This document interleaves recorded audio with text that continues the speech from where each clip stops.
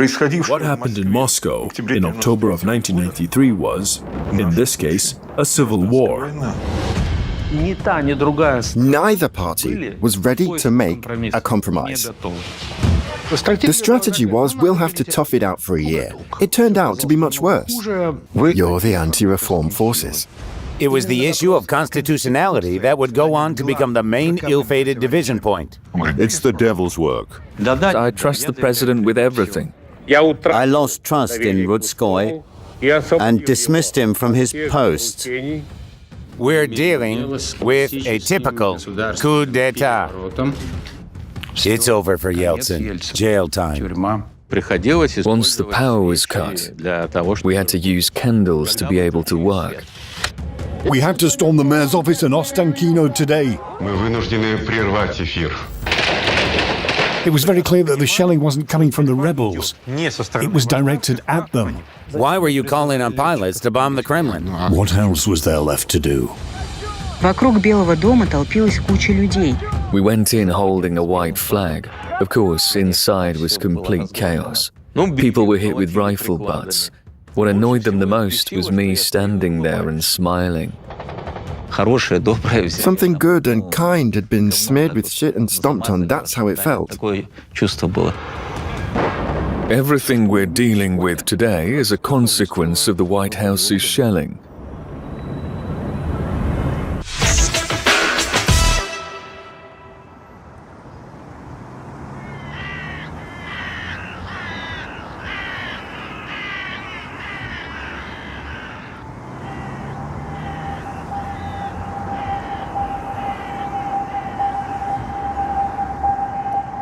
Hello, friends. Undoubtedly, you all know very well what this building is. This is one of the executive branch's main residences. It is maybe the third most important one, following the Kremlin and the president's residence at Staraya Square. Here, all major economic decisions are made, which affects all of us. However, the executive branch moved into the residency under rather tragic circumstances, having literally kicked the legislative authority, namely the Federal Assembly, out of the building. It was built for the Assembly back in 1981. At first, it housed the National Control Committee, then the Supreme Soviet of the Russian SFSR, which Boris Yeltsin was the head of prior to becoming the Russian president. That's why, in August of 1991, the memorable events of the coup unfolded here, with Yeltsin climbing on a tank. The tank was placed in front of the White House. We're facing a right-wing, reactionary, anti-constitutional coup.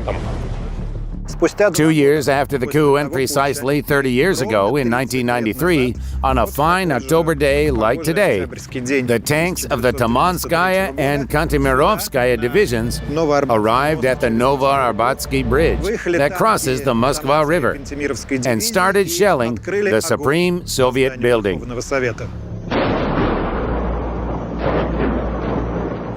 It was a result of a several-month-long standoff between President Boris Yeltsin and the Supreme Soviet, which only recently had comprised Yeltsin's primary support base. Those events went down in history as the shelling of the White House, or as some people involved in the events put it, a small civil war that took place here, in downtown Moscow, on October 3 and 4, 1993.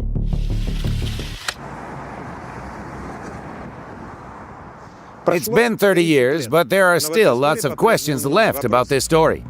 How come that those who used to be close associates, namely President Yeltsin on the one hand and Ruslan Khasbulatov, the head of the Supreme Soviet, as well as Vice President Alexander Rutskoy on the other hand, became not just opponents, but personal mortal enemies a mere year after the 1991 coup? Why did all attempts at finding a peaceful solution and reaching a compromise fail? Who fired the first shot? Who ordered the tanks to shell the building? What rounds did the tanks fire? Some say it was blanks, others believe it was live rounds. Whose bullets killed the more than 150 people who fell victim to the October events? By the way, how realistic are these numbers? Where did the persistent rumors about the death toll being 10 times higher come from? Most importantly, why is there now a feeling that it wasn't the 2011 castling move, or Putin's rise to power in 2000, or the 1996 elections, but the 1993 shelling that became the first decisive step towards the situation we're facing now, 30 years later?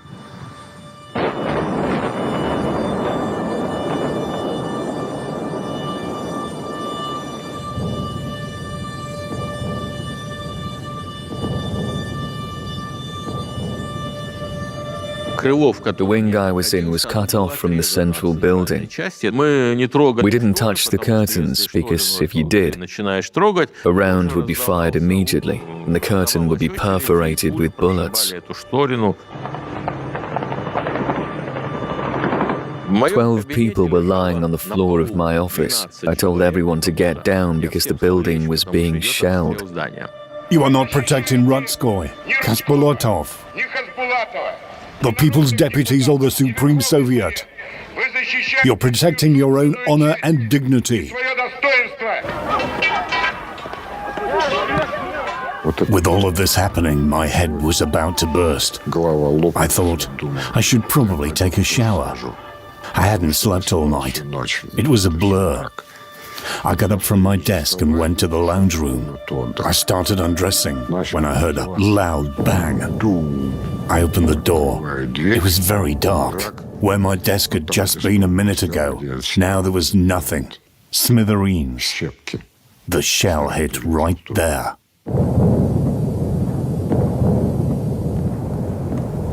Another shot from the cannon tank into the front of the Russian White House. I stayed at the Kremlin and kept looking at the images broadcast by CNN, just like everyone else. Reports were coming in about a bunch of onlookers gathering there. We could see the strikes hitting them.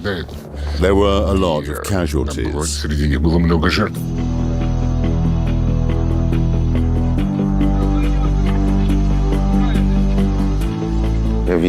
I saw crowds of people under the bridge along the river. I was driving past them. I saw them with my own eyes.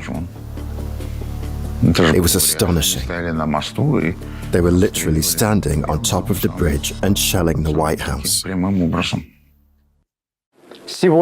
Today, Boris Nikolaevich Yeltsin must use everything he has at his disposal to suppress the force used by fascist, extremist, and criminal groups gathered under the auspices of the White House. You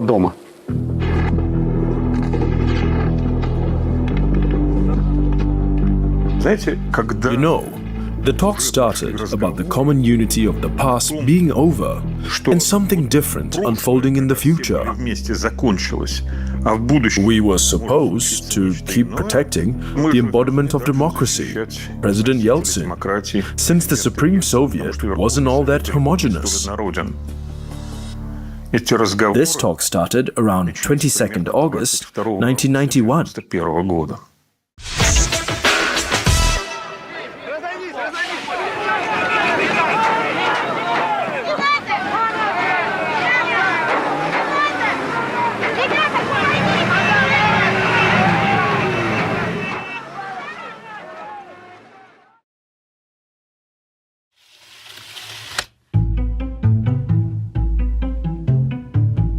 On August 22, 1991, the August coup was quelled. The coup was attempted by officials and security service agents who opposed Mikhail Gorbachev's reform policies. They formed the State Committee on the State of Emergency. The fight against the SCSE was spearheaded by Boris Yeltsin, who had been elected president of the Russian Soviet Federative Socialist Republic, RSFSR, via national vote in June of 1991. The White House turned into the fight's main battleground. At the time, the Russian Supreme Soviet, which supported Yeltsin, was also based there. The Supreme Soviet was headed by Ruslan Khasbulatov. Yeltsin and Khasbulatov worked together and were considered friends. There are many stories about them taking steam baths together. As you know, the coup failed. A few months later, the Soviet Union ceased to exist, with Boris Yeltsin becoming president of a new country, the Russian Federation. Following the American example, a vice president was also elected in the capacity of an understudy and Yeltsin's closest associate. It was Alexander Rutskoy, an Afghanistan veteran and operational pilot who had once been taken captive. In short, as they used to say, a man of steel. This new country, however, inherited another high-level body of state authority from Soviet times, the Congress of People's Deputies. Given that the Congress didn't operate all year round and only convened from time to time, it was represented by the Supreme Soviet when the Congress was out of session. Notably, it wasn't just a legislative body as is, it had a broader mandate. It had been the case ever since 1917. Do you remember the tagline, "All power to the Soviets"? The Soviets were considered to be bona fide grassroots democracy. The Supreme Soviet held more power compared to the head of state, the president. For instance, people's deputies could veto any decision made by the president and remove him from the office. The president couldn't dismiss the Supreme Soviet. Ruslan Khasbulatov was in charge of this omnipotent body.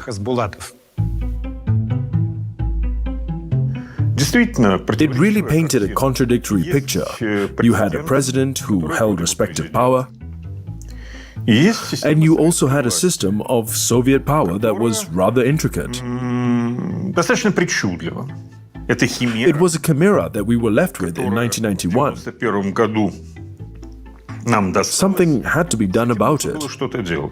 The deputies themselves submitted an amendment to the Constitution as a reason to fight the Union Center, and by introducing the title of the Russian president, they created a new standpoint from which we were fighting for Russia's sovereignty. It turned out that we now had a president whose mandate was defined by the Constitution. It was supposed to be, but then, it might sound harsh, the president had to elbow his way through to take his place and clear the path, which a part of the deputy court wasn't happy about. Was the confrontation inevitable? Sure. Because Yeltsin was a source of new power. Soviet power met head-on with this new power. That entailed a separation of powers. So it was a straight-up fight for power. Of course. Of course. There existed two philosophies regarding the reformation of Russia. The second factor was personal and had to do with the rivalry between Boris Yeltsin on the one hand and Khasbulatov and Rutskoy on the other. What part did Rutskoy play in all of this? He had a party called Communists for Democracy, something like that. There really were communists who lobbied for democracy in Yeltsin, etc. It was thought to be a safer side. Yeltsin wanted to use Rutskoy as a way to garner voters' support among military men. A handsome man with a mustache, hero of the Soviet Union, pilot, etc. It was a safe bet. Yet back then, Yeltsin's entourage already completely rejected and had a negative attitude towards Rutskoy.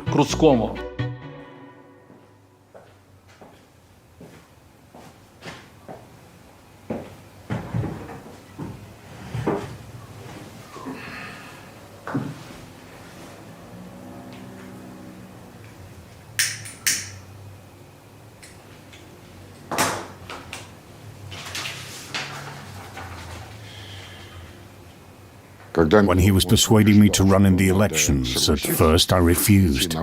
He said, "Take time to think." I told him, "Boris Nikolaevich, I've never worked in politics. I've just finished the General Staff Academy. If you are making this proposal, tell me what am I going to be doing? Because in the Constitution, it's described in a single line, fulfilling presidential orders. That's it for the authority and the rights of a vice president. Nothing else is mentioned. I came to him and he said, Alexander Vladimirovich, you will deal with the military-industrial complex. Was it up my alley?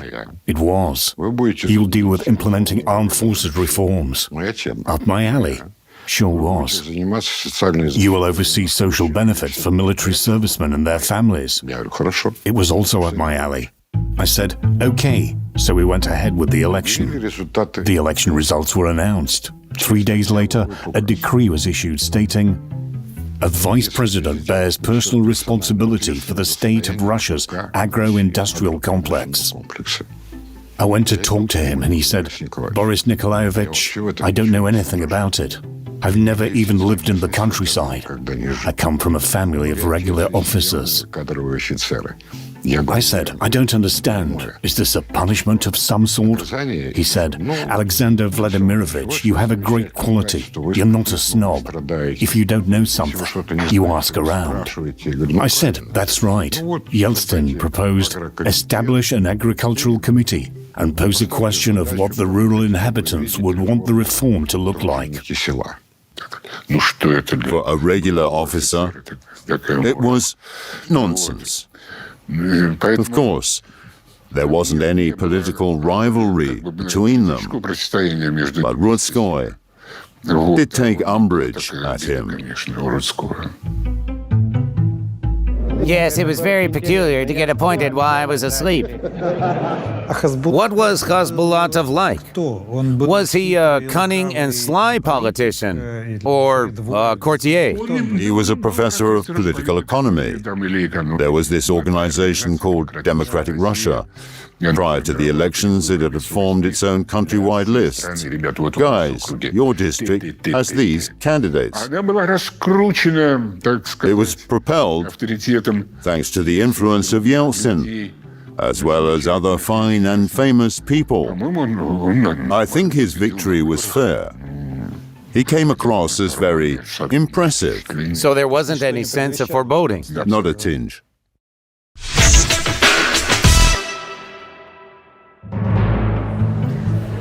The first serious clashes between the president and the Supreme Soviet started because of the economic reforms lobbied for by the government of young reformers, which had been led by Yegor Gaidar since late 1991. By that time, the Soviet economy was in ruins. Shortages, huge lines, and empty shelves. We have a whole documentary on our channel which explores the reasons behind the predicament. Please watch. It's called Death of an Empire. The manner in which Gaidar and his team decided to tackle the issue would later be referred to as shock therapy. Завтра мы встречаем Новый год, который, может быть, и принесет нам какие-нибудь радости, но совершенно точно добавит новые проблемы. С одной из них мы столкнемся уже 2 января. Я имею в виду либерализацию цен. В магазинах уже появились товары по этим новым свободным ценам. К примеру, вот эти. А не шокирует никого это? Шокирует. Очень плохо. Плохо? Что будем делать, не знаю. On January the 5th, 1992, on the first working day of the new year, the day when price liberalization started, I assumed the post of the head of the Living Standards and Social Support Directorate of the Russian Ministry of Labor. So everything that would later happen with the prices was in your area of responsibility? Yes, I held this position for a year, January through December of 1992. I was on the inside. Many have heard the expression shock therapy. How much of a shock was the surge in prices really? It was a shock. Over the first quarter of 1992, the prices increased almost tenfold. The strategy was, we'll have to tough it out for a year. Remember the famous words of Boris Nikolaevich that he said in April of 1992? When things really plunged into crisis, Yeltsin publicly promised, I can guarantee that everything will be fine in a year. Goods will be on the shelves, salaries will rise, prices will stay the same. If it doesn't happen, I will lie on the tracks. He did say that. He did, and it was very premature of him. He was sure, and so was Gaidar and his team, that we just had to endure this short-lived shock and that people would realize it was necessary. You know, like a quick shot. At first you feel the burn, then you relax. Of course, the promise wasn't fulfilled. It turned out to be much worse. Prices soared 26 times higher. What did it mean? It meant a huge unemployment rate. What did unemployment mean? A dramatic rise in crime. Yeltsin was asked, explain what's going on and what the prospects are. His entourage persuaded him into giving the following answer. You're the anti-reformatory forces. The members of this team are really perceptive of one another. The team worked on the reform program. Even then, they had already grown fond of each other. And now they have to implement the program. I believe Gaidar. I've never been one to do things behind anyone's back, I said. Boris Nikolaevich, Gaidar is the head of Pravda's economic section. That's the level, right? Are you really going to trust this kind of person with the whole country's economy? And what's more, with its reformation? What's going on? He said, Alexander Vladimirovich, you're conservative. You don't trust the younger generation. I told him, I respect the younger generation, but such issues would be solved by specialists who not only have the relevant education, but also hands-on experience. By the way, it illustrated the difference between two economic theories that were created in Soviet times. There were seasoned Soviet academicians and social climbers who also were in favor of reforms. They weren't old-fashioned and didn't claim everything was fine. Everyone understood reforms were necessary. But there were also young guns like Gaidar, Andrei Nechayev, Shokhin, Avian.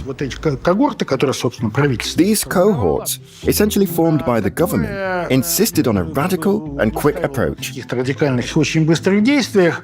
Academic society looked down upon them. Who are these guys? The boys in pink pants. Some armchair theorists, as opposed to us. In many respects, it was a personal conflict, maybe even a generational one.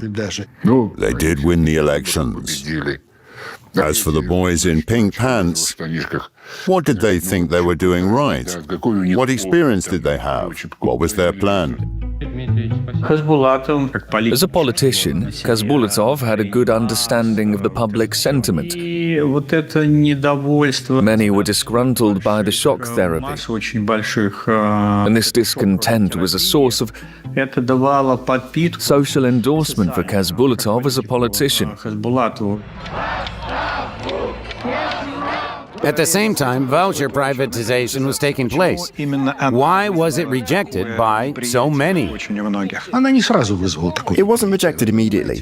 You see, when it was happening in 1992, if we talk about privatization, it was very quick. It became a scare tactic, more so at the behest of various political powers that were using it. A property-owning class was formed, which later Boris Nemtsov called oligarchs, if you remember. 7 bankers and so on. It was in the late 90s. But it wasn't what mattered most to the people. They would only see it on TV or read in newspapers about their carve-ups and such. The people saw the way they were living. That was the problem. That new class of property owners would often emerge in a criminal way, because many were above the law, and the law was riddled with a number of loopholes. That's why you could do anything you wanted within those grey areas, as you weren't formally breaking the law. There wasn't a law that would dictate what was good and what wasn't. Had that led to the betterment of people's lives or further development, no one would have cared about the way it happened. But let's circle back to the social aspect. You see, in 1992, people's income decreased by 40%, which was very severe, as if we were in wartime. Frankly speaking, it was an unprecedented indicator for peacetime.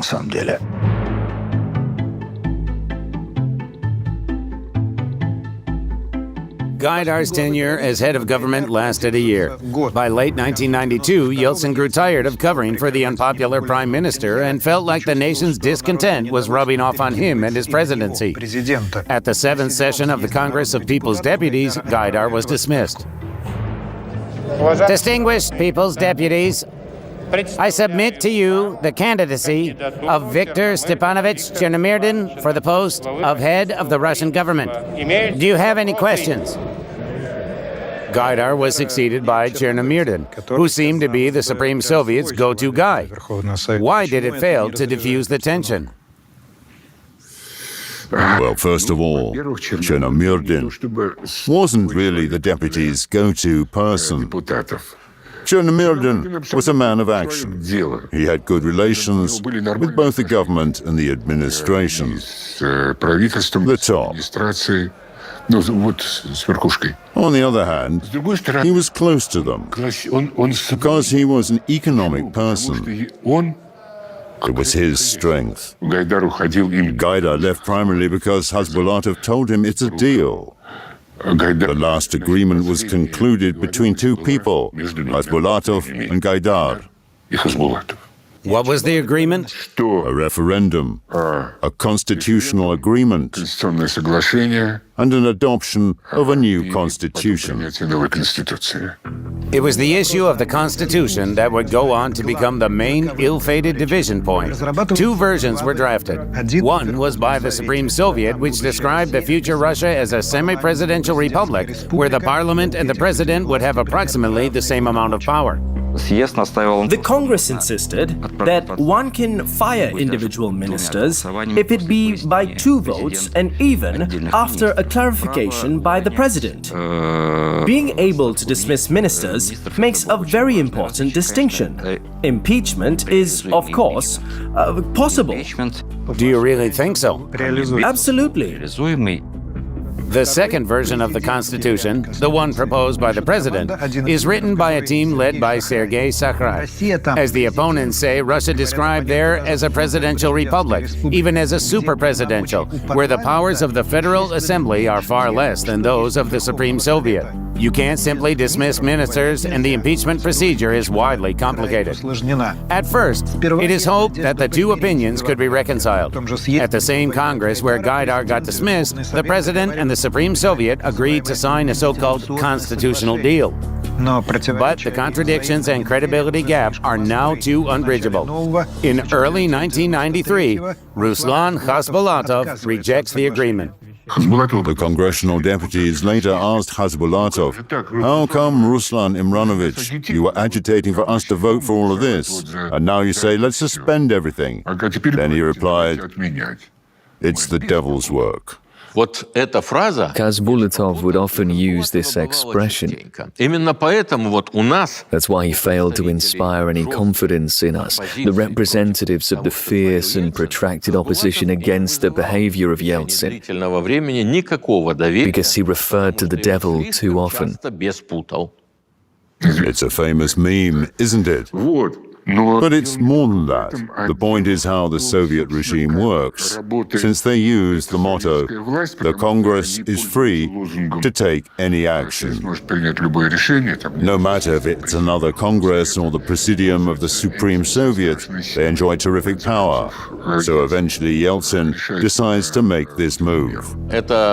Here we have that well-known opus, a special regime or an emergency rule, as televised by President Yeltsin. I've signed a decree on the special order of governing the state that will remain in effect until the crisis of power is overcome. The regime in question implies that any resolutions of any bodies suspending the decrees and orders of the president are null and void.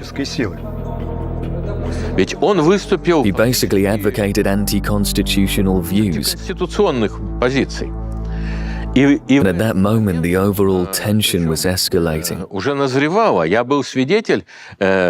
I witnessed Vice President Rutskoy convincing Yeltsin over the phone not to take this step. The impeachment attempt had preceded the issuance of the decree.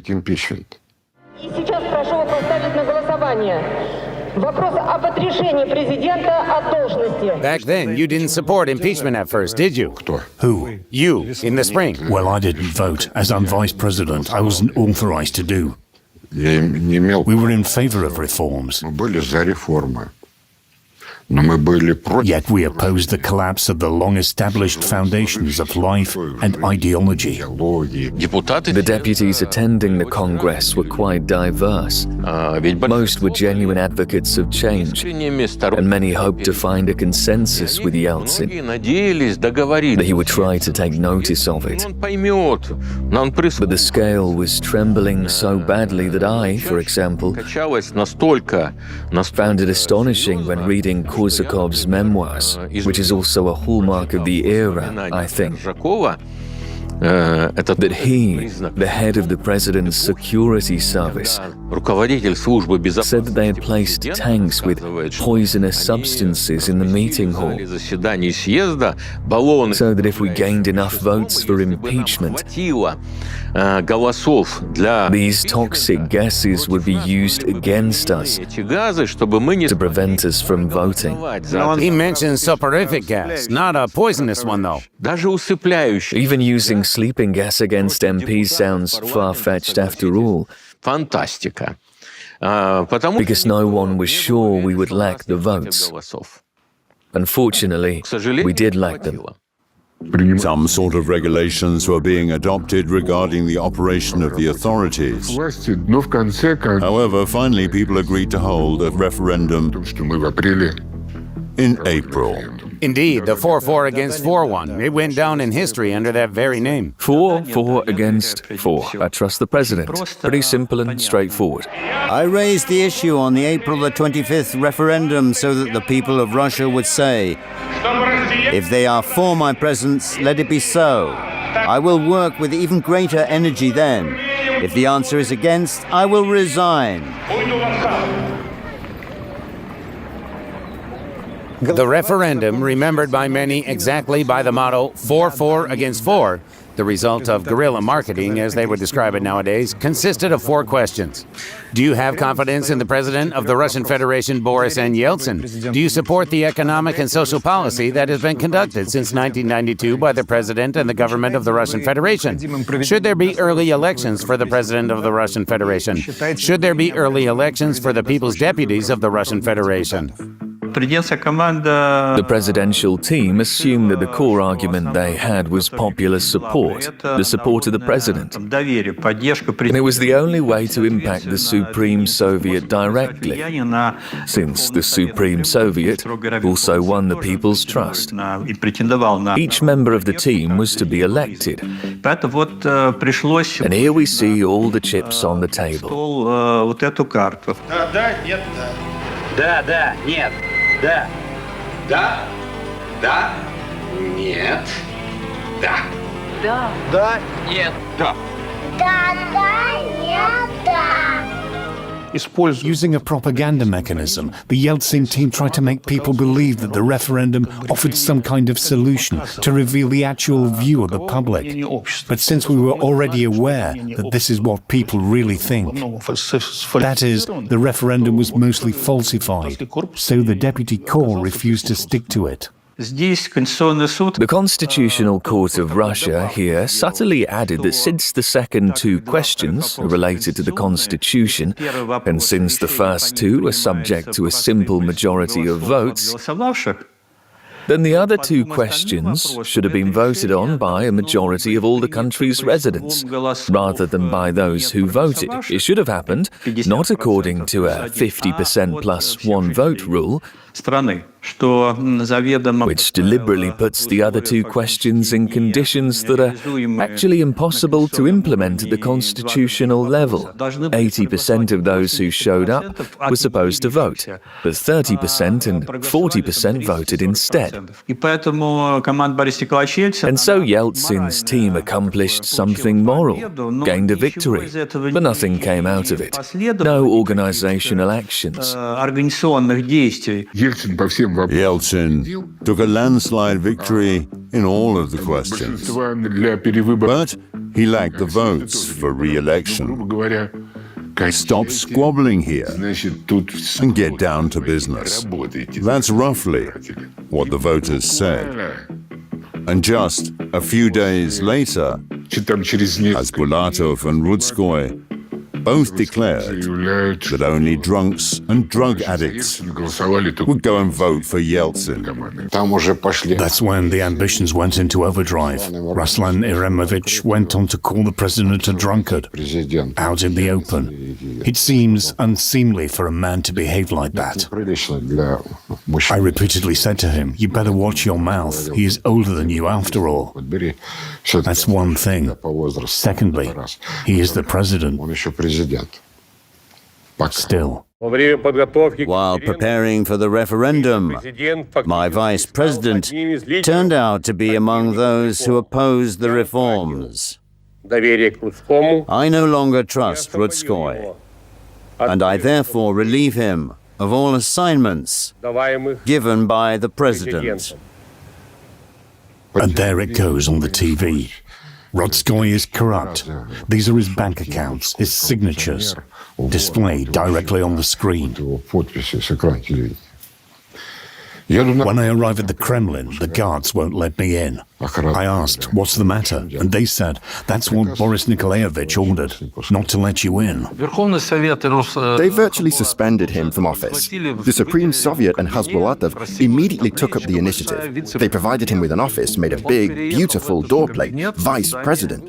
So he moved into this office in our White House, and that's when he got trapped. They were talking to him against the president, saying that Boris Nikolaevich was driving the country astray. As soon as we change everything, you'll be our backbone. Besides, they meant that he would be relied on not just as a political leader, but as a person with nominal power, rather as the vice president of the whole country. At that moment, situations started to escalate politically. Yeltsin's supporters started forming the power base for his government. They tried working with the army, with the Ministry of Internal Affairs, and insert their people there. The parliamentary deputies, in their turn, tried to strengthen their positions through the parliament and convince those who hesitated to support replacing Yeltsin with someone else as president. The Supreme Soviet went on working the way it was. Its presidium made all these decisions on behalf of all the branches of government. They incentivized the unrest that resulted in bloodshed, as we all know. Do you mean the May Day demonstrations? The May Day demonstrations, yes. That's when a police officer got hit by a car.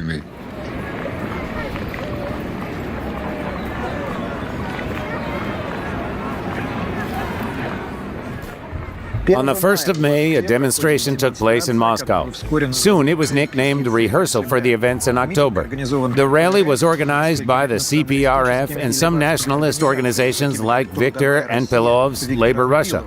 He was quite well known at the time.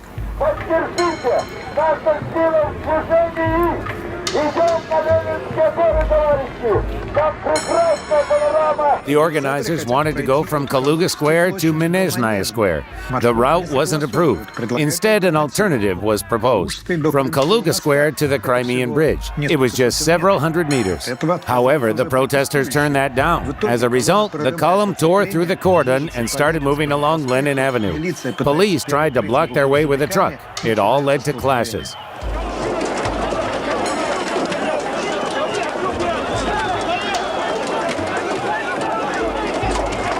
More than 200 people were hospitalized. The truck that the protesters commandeered and used as a ram hit and killed Vladimir Toloknev, an Oman sergeant. He became the first victim of the 1993 events. Gorbachev let people discuss things publicly. On the one hand, Boris Nikolaevich put up with it. He was good at taking critique. A lot of other political leaders aren't like that. Like criticism from the press, for example. But radicalization, when they say this column will go along these streets, and then they try to break the cordon and change the route. Law enforcement wasn't ready for that. But containing, accompanying, and letting people vent led to casualties. On the one hand, it caused more rage from the police when their people got hurt. Some of them had to sacrifice their day off. This allowed the radicalization of the other side that thought they were getting somewhere with all of that. Seeing how they cracked down on ordinary people who were merely celebrating Labor Day, we all mobilized for Victory Day. The 9th of May demonstration filled all Tverskaya Street from the Belarussky railway station up to the Kremlin. It was led by the people's deputies of the Russian Federation, me included. It made a horrible impression on the Kremlin. They got scared. They got scared, and all summer they were preparing for a coup d'etat. In August, Konstantin Lubchenko came to see Yeltsin. I'll remind you that he had been a Soviet deputy. He was from the Interregional Deputy Group, a well-known person. He was the head of the Parliamentary Center when it was located on Trubnaya Street. To the Parliamentary Center? To the Parliamentary Center on Trubnaya Street. So yeah, there was nothing left to do. He had to outrun them, and he did. And on the 21st of September, he issued Decree number 1400, where it said that the Supreme Soviet's power was terminated. By presidential decree, which has already been signed, from today on, the legislative, executive, administrative and control functions of the Congress of People's Deputies and the Supreme Soviet of the Russian Federation are terminated. Boris Nikolaevich, looking into the television cameras, said, I signed a decree on the special course of action in the country during the political crisis. Everyone shuddered. Meetings of the Congress will no longer be convened.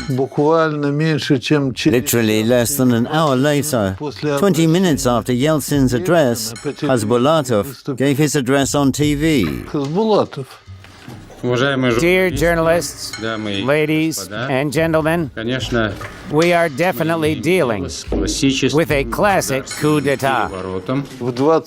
At 10 p.m. on the same day, an emergency meeting of the Presidium of the Supreme Soviet took place.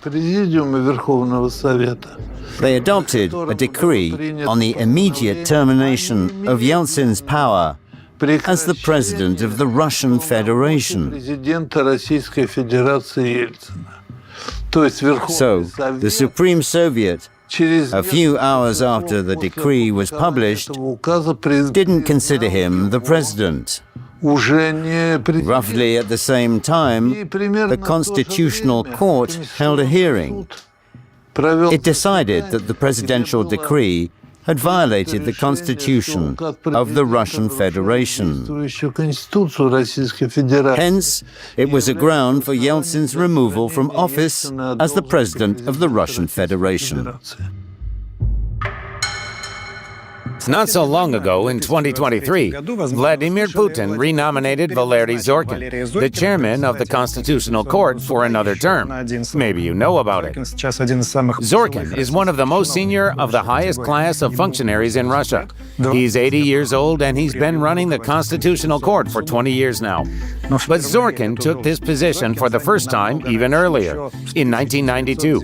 And he, a rising star of the Russian judiciary from Konstantinovka, a village in the Primorsky region, played a dramatic role in the 1993 events. The whole country was watching him because it aired on TV. Zorkin was desperately trying to evade trouble by reconciling the Supreme Soviet and the president, and trying not to become an enemy of either. But it was obvious then, and lest you forget, those political circumstances can't be compared to current ones. Evading trouble wasn't Zorkin's main goal. He had a thorough understanding of the Constitution as the supreme law you simply can't violate. That's why in September, after Decree 1400 was published, Zorkin openly took the Supreme Soviet side and in fact supported Yeltsin's impeachment. Указ президента Российской Федерации Ельцина по этапной конституционной реформе в Российской Федерации от 21 сентября 1993 года, номер 1400, и его обращение к гражданам России 21 сентября 1993 года не соответствует Конституции Российской Федерации и служит основанием для отрешения президента Российской Федерации Ельцина от должности. Looking ahead, it cost him his position. He will be chairman again only 10 years later. With past experience in mind, he will be more careful with the higher authorities. But that's a different story. The Constitutional Court of that period made balanced and objective decisions. Why do I think so? Because some of these decisions supported Boris Nikolaevich's actions, and some didn't support his team's actions. I wouldn't like to discuss the decisions the Constitutional Court made over the last 10 or 15 years. That's another question. However, I am deeply convinced that Zorkin earned his professional moral capital in 1993. Yeltsin made his speech with Decree number 1400. I had just come home and was about to celebrate one of my son's birthdays. The tables were set. Imagine how I was only thinking about that food in the Supreme Soviet. I didn't even sit down. I left the house again and headed straight to the Supreme Soviet. And I couldn't leave until the 4th of October. Good evening, my friends. We are starting our meeting. The first issue on the table, microphone 1, microphone number 1. I remember the atmosphere in the Supreme Soviet. People would come up and say, "That's it. Yeltsin is done for." I remember some deputy approached me and showed me this gesture, as in jail. And I didn't understand who was in favor of this decree. But the deputy corps was oozing with euphoria.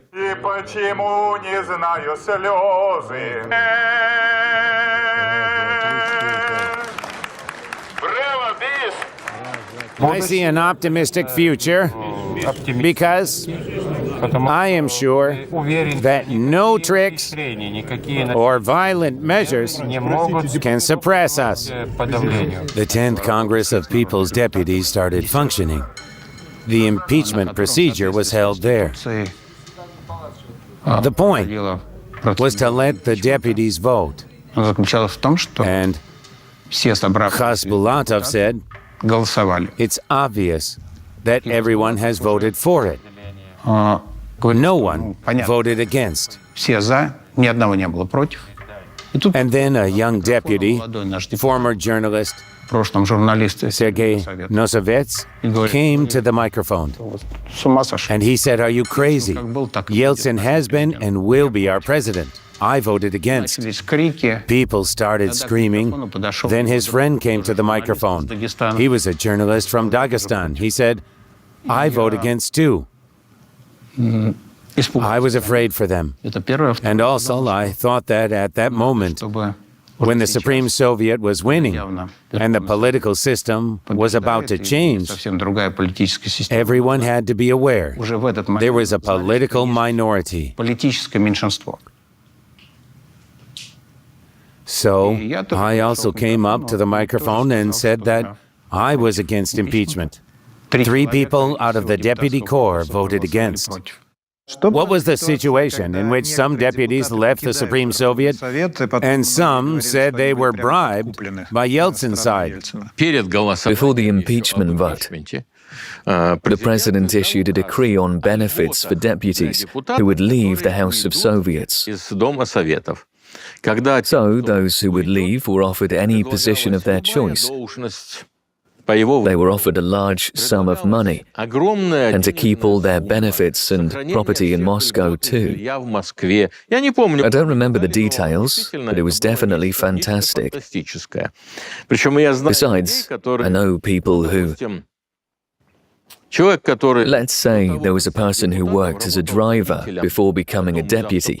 He left in compliance with Yeltsin's law, and he requested the position of Vice Minister of Labor. I think that's what it was. And he was appointed as such.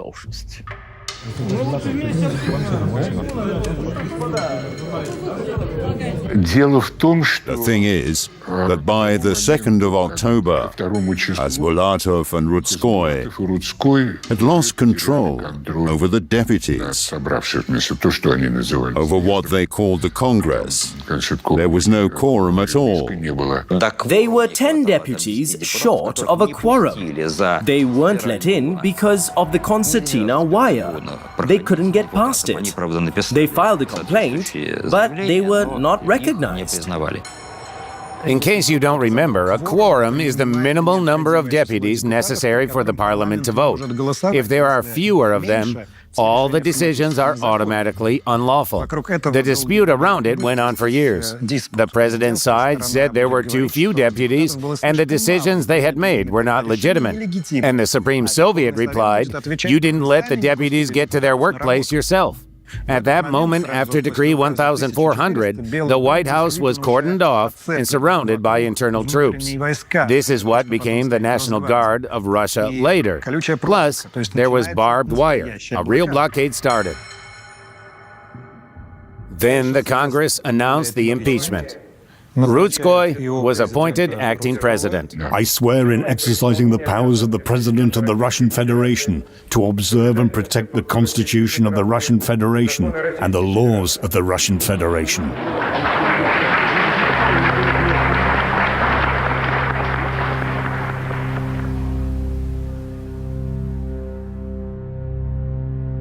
You became acting president. How did you feel about it? I went to my office at once and wrote. I gave a speech at a dais and said, "Please support me and hold presidential and deputy elections at the same time." As acting president, I didn't participate in either. I just wanted to go back to my previous work, the military. I wrote it, and I said it to the journalists and deputies. I didn't want anyone to think, even subconsciously, that I had ousted Yeltsin. I wasn't happy about being the acting president. How do I act when the building of the Supreme Soviet is fenced off with 3 rows of barbed wire?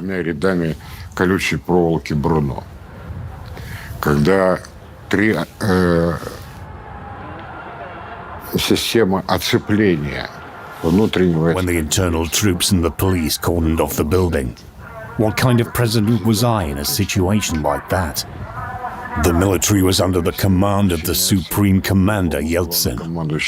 So was the Ministry of Internal Affairs and the Federal Security Service. Who was I, a person in the middle of a crime? Why didn't the law enforcement support you? I'll tell you why. Why did we have these relationships with Khasbulatov? I approached him several times and said, Ruslan Imranovich, do you know how I ended up in the Supreme Soviet? They didn't let me into my workplace in the Kremlin. I came here. Could you tell me what is the goal of this protest? Do you have the support of the military, the Ministry of Internal Affairs, and the Federal Security Service? He started telling me, Alexander Vladimirovich, I suggested, may I take care of it? The military, the Ministry of Internal Affairs? And we weren't cordoned off at the time. The prosecutor's office. I'll just talk to the people I'm on good terms with. He replied, please don't meddle with this process. I have made all the arrangements with the military, the Ministry of Internal Affairs, the Federal Security Service, and the prosecutor's office. That's why. Please don't mess up with what I have done. As Attorney General, I am as responsible for the constitutional cases as the President. As any people's deputy and the judges of the Constitutional Court. When Decree 1400 came out, Boris Nikolaevich called me. A new ID with Yeltsin's signature came. The previous one was signed by Khasbulatov, so I had two IDs, one position and two different signatures. As it turned out, they did come in handy. Because if you wanted to get into the president's administration, the documents signed by Khasbulatov were not considered valid. The guards didn't let in people if you had his signature. Thus, I had two IDs on me. I couldn't mix them up, because I wouldn't get into the Supreme Soviet building with the documents signed by Yeltsin. Anyway, after sending me the new ID, Boris Nikolaevich called me. We were speaking, and he said, I have made this decision. I said back, well, Boris Nikolaevich, thank you, but you have confirmed my credentials. I don't think he liked that kind of answer. I reminded him that I had those credentials anyway. And I said, the most important thing is not to let blood be shed. He replied, please, why blood? We'll sort it out. By that moment, the game of chess was at a stage of a zugzwang. One player's move determined the actions of the other. There was not much choice. It's clear how the pieces would be moving. It was either the ones led by certain politicians or the ones that moved on their own, because it was clear that people would gather at the White House.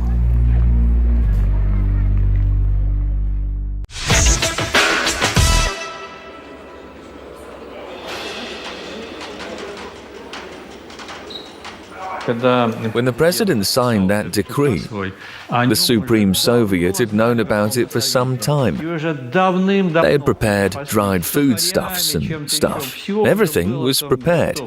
So they were ready for an armed confrontation. They were prepared for that decree. Not exactly for an armed confrontation, but for barricades and stuff. Only several days of cordon later, Rutskoy proposed to shut off the water and sewer. That was a tragicomical story. Of course, food was a problem, because she had to feed the deputies, the staff, the defenders of the House of Soviets. We're thankful to those who provided us with food. Later, other deputies did that. They broke through to us with food. But it was limited. For instance, tea with a sandwich for breakfast, lunch and dinner. We had something else occasionally, but that was what we usually ate. But there was a silver lining. I got 2 holes on my belt slimmer. We had to use candles to work when they cut off power.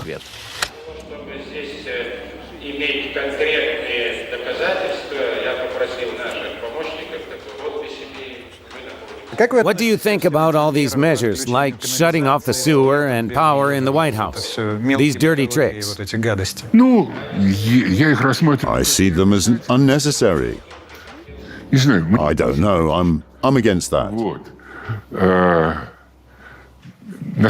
In fact, they were childish. They didn't really think it through. And the idea that if it hadn't been for those measures, there would have been more Yeltsin supporters inside, I'm 100% positive.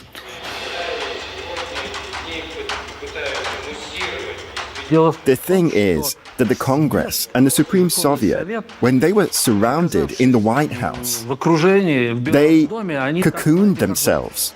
The more they irritated each other, the more they were distracted from what was going on.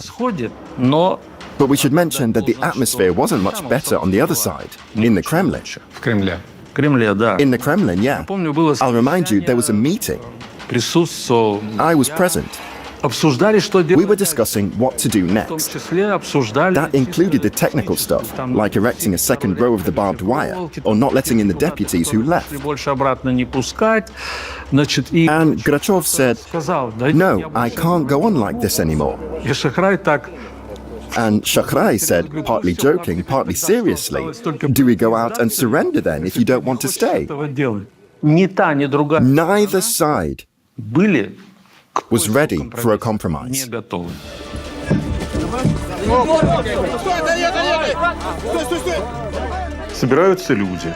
People gathered. There were a lot of radicals among them. The rest got radicalized too. At least they were influenced by them. Partly, this crowd, these defenders or whatever, influenced the mood of those inside.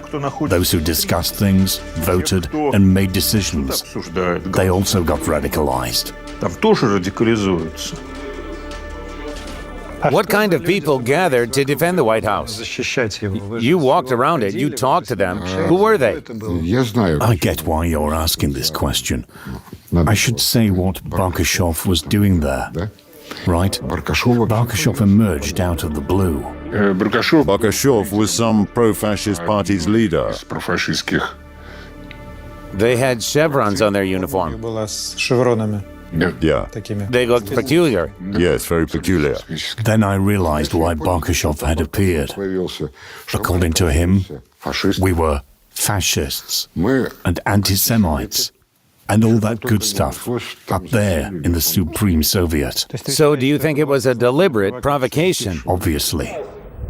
Неужели вам хочется терять свою жизнь, защищая воров, жуликов и проституток всех разных мастей? Какую-то еврейскую музыку для того, чтобы не дать слушать речь русского генерала? Я предупреждаю!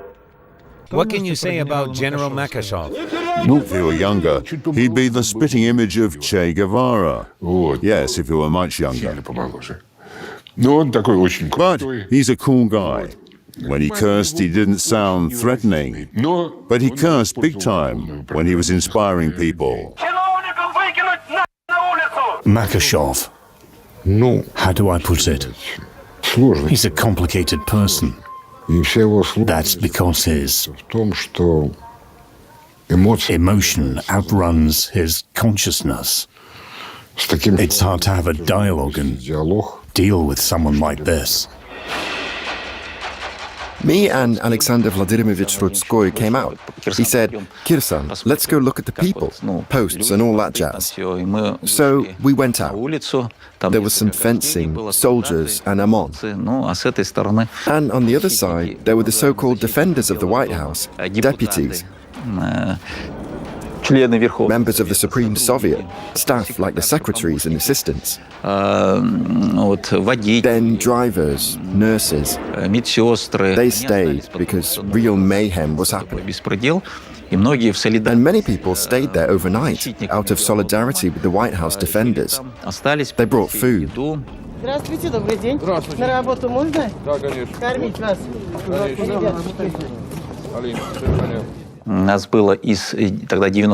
Out of 93 regions of the Russian Federation at the time, 82 had gathered. 82 regions. We stated that Russia, the Russian Federation, wasn't confined to the Garden Ring or the Moscow Ring Road. That Russia spread from Kaliningrad to the Far East. That's why the region's voices had to be heard. We proposed to terminate both the presidential decree and Supreme Soviet's decree. We announced presidential and Supreme Soviet elections in the Russian Federation in December, to go back, so to say. Patriarch of Moscow and all Rus Alexei II supported us, and we hoped to get back to square one. Under the auspices of the Patriarch, we agreed that we had to hold parliamentary and presidential elections. I told that to Boris Nikolaevich, and he said, "We can't abandon the country." I replied, "Boris Nikolaevich, I'm not a fool. We need to make agreements. We can hold the parliamentary elections first, and then the presidential, and so on." Anyway, we agreed and signed the agreement at 4 a.m. on lifting the blockade of the Supreme Soviet, on getting back to work, and so on and so forth. But Yeltsin and Khasbulatov were against this and decided to remove us. I went to Danilov Monastery, but unfortunately, the positions turned out to be different. Rutskoy saw himself as the president, Khasbulatov saw himself as the rightful chairman of the Supreme Soviet. They didn't want to make agreements, did they? They wanted to make agreements to have freed up this political space. So they wanted to determine the conditions. Yes, yes. Same with Yeltsin, right? None of them wanted to give up because making concessions is considered shameful for us. Do you get it? There is this radical mentality of being willing to win at all costs. Unfortunately, we aren't good at compromising. And the negotiations held by the Supreme Soviet. We were present there at one time with Sergei Stepashin. We came there to speak with the so-called ministers appointed by the Supreme Soviet. They deemed themselves ministers within the White House, but no one recognized them. We didn't come to make them surrender. We came to hold a certain conversation. Give us your weapons, and we will take the arms out under our own supervision. Why did we need that? Because both in press and on TV, and the president's side said, they have militants there. That's a threat. That's why we cordoned off the White House and cut off the power and water supplies. They have to surrender. So we told them, let's get rid of that argument, because they had official security guards from the Ministry of Internal Affairs, and they didn't leave. Only some did. Most of them stayed there. And they had staff weapons.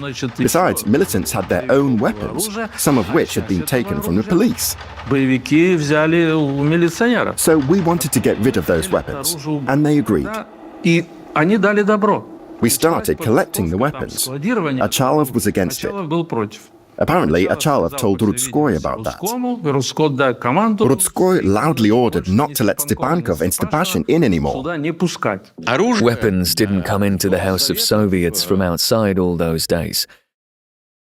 We had a stockpile of weapons we had prepared, and the House of Soviets security guards service weapons.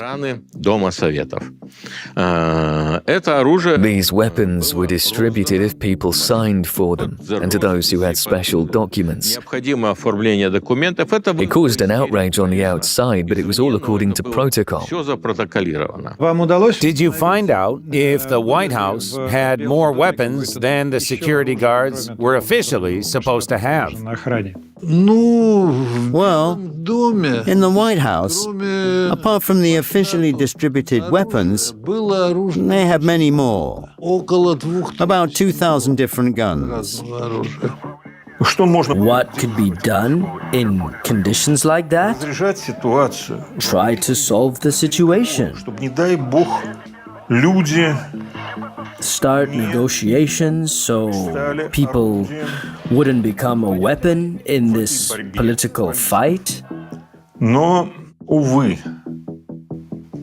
But unfortunately, there was no authority that would say, stop, let's sit down and negotiate.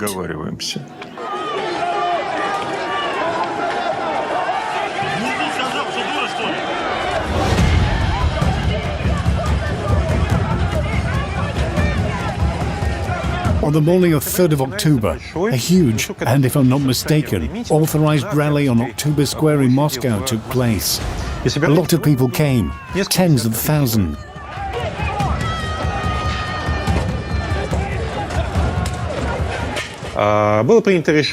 The rally organizers decided to break through to the Supreme Soviet building.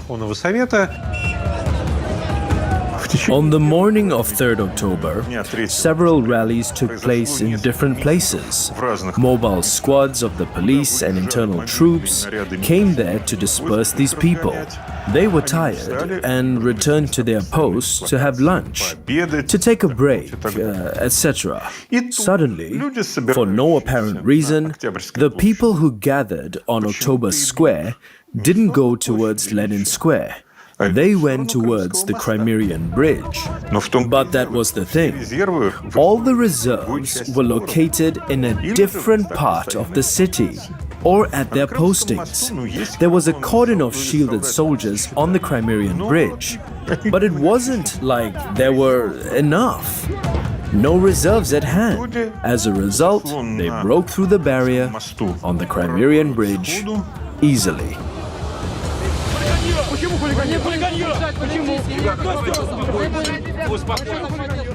People broke through Omon's lines of defense quite easily. Omon fled. I remember those abandoned shields, clubs and helmets. They also fled over one of the Moskva River bridges. Cordons were lined up on Smolenskaya Square, but either the water cannons didn't work or something else. One breakthrough and the troops were in disarray. The rebels took over cars. That procession met very few obstacles, so people managed to get to the Supreme Soviet building. Наш народ не допустит узурпации власти, и вы победили! They took over cars. They could ram the fences. They broke through to the White House. They attempted to take over the Comic-Con building, and shots were fired from there. People laid down. Why did they go on to take over the city hall? You could hear gunfire from there. They targeted the protesters who turned towards the House of Soviets. So, when I saw the first wounded people who were brought in the House of Soviets, it was the 3rd of October in the afternoon. Then I realized that a fatal escalation was taking place.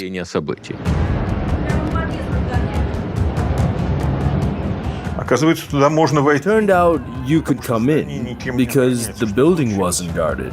What happened? In that chaos, near the building of the American Embassy on the street, there were two unarmed companies of the Sofrino Brigade of Internal Troops. Shots were fired. People got injured. In order to protect his fighters, Colonel Vasilyev, the commander of the Sofrino Brigade, they were surrounded by the crowd. He said on air,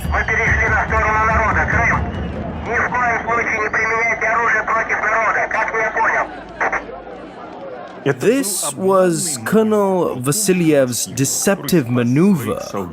He saved his soldiers. He managed to do that. He took those two companies out and saved his subordinates. But little did he know that his superior, the internal troops vice commander, in the area of the White House, Pavel Golubets, could hear it all. He was in the Comic-Con building. He was taking everything seriously and spoke to his superior on the common frequency. The Sofrino Brigade took White House's side. I decided to leave the building, and indeed, having waited for a break between waves of protesters walking down Kalinin Avenue, aka New Arbat, towards the embankment, the police officers broke the windows in the Comic-Con building, ran across New Arbat, and hid in the alleyways. But everyone heard Golubets's words. A full-fledged police escape started. And in those conditions, it was possible to take over the Comic-Con building and the Mir Hotel. We came to the square and entered the Supreme Soviet building. Rutskoy was speaking from the balcony. People held a bulletproof vest in front of him. Khasbulatov was next to him. Rutskoy made his speech about the need to go towards Ostankino. Young combat-capable men, line up on the left side. Start forming squads. Today we need to storm City Hall and Ostankino. I said we needed to go to Ostankino and give a speech on mass media, as the law suggested. Deputies have a right to do that. Здравствуйте. Первый канал Останкино предлагает вам обзор событий дня. К сожалению, в России он не принес желанного мира. Правительство России и правительство Москвы обратились сегодня к Руслану Хасбулатову и Александру Рудскову с требованием до 4 октября организовать вывод из здания Дома Советов из прилегающей к ему территории находящихся там лиц. Who did the television support in 1993? I should say, at that moment, I was sure that Yeltsin was leading the new Russia in the right direction, that he was leading it towards moral purification from Bolshevism, and that he'd give Russia its power, including religious power, back.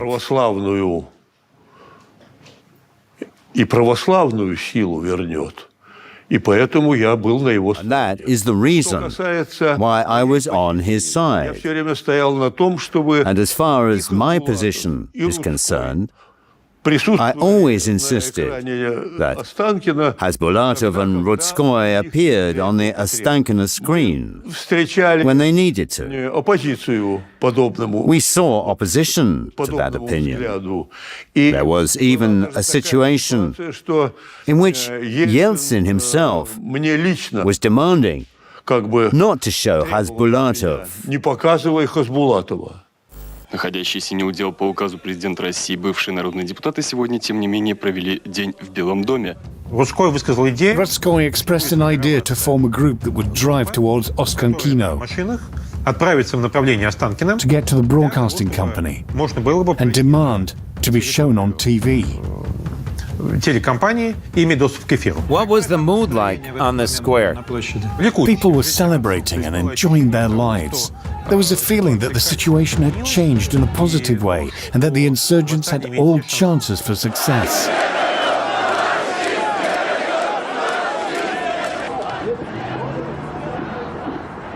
a small side note. If you watch our channel a lot, especially Redakция News, you know how attentive I am to haphazard Russian symbolism that our history is full of. And this story too. I can't help reminding you of the names of the streets surrounding the rebel house of Soviets. Over there is Barricade Street. Over there, where the tall building is, there is the Insurgent Square. And here is Druzhinikovskaya Street, named after the first Russian Revolution militants. And over there is 1905 Street, named after the year when that revolution happened. Right here on Krasnaya Presnya Street in 1905, extremely violent and bloody fights took place. The first attempts to dethrone the Tsarist government by force. And among those who were trying to do that, there were a lot of people who wanted a parliament and a constitution. By the way, behind the White House, there is the Gorbaty Bridge. This is a historical structure. In fact, it's a reconstruction, but it is a memorial to those events. And 88 years later, a new insurgence happened in the same location. A new clash between those who were in favor of the parliament and those who were in favor of hard vertical power. And new blood was about to be shed.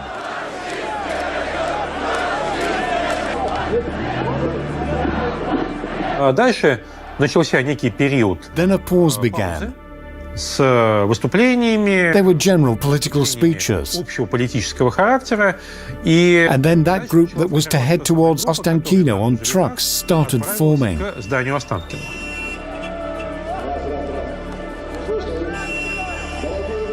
The White House was celebrating victory, almost victory. They sent columns to Ostankino.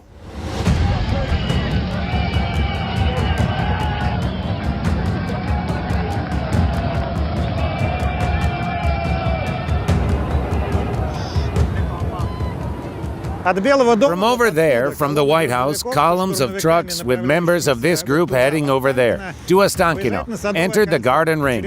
Several minutes later, it crossed Triumphal Square. They were moving from over there and entered the tunnel. In the square area, the police and internal troops were deployed. However, they didn't try to stop that column. Most likely, the police and the internal troops didn't understand where the trucks were going. They were puzzled because the events were happening so quickly. There are vehicles heading somewhere, but where exactly? The goal now is to shield the facilities that the insurgents will be taking next. What are these targets? And here comes an officer with the call sign 110 in the crowd. He listens to something, he makes a note of it, and walks away. Of course, he can't just pull out a walkie-talkie and say, so it's like this and like that. He reports that the action is taking place in Ostankino. As soon as the command of the internal troops realized what was happening, they immediately ordered the Vityaz Special Forces to get aboard the APCs and rush to Ostankino. And then, as remembered by witnesses, an absolutely fantastic scene takes place at some point when two armed escorts, which are the trucks and the APCs with Special Forces, drive parallel to each other. Since the city is in chaos and it is not quite clear where power now resides, neither the special forces nor the people driving in the trucks seem to understand who is driving next to them. So everyone just starts waving their hands in a friendly manner. Like, come on, the water's fine.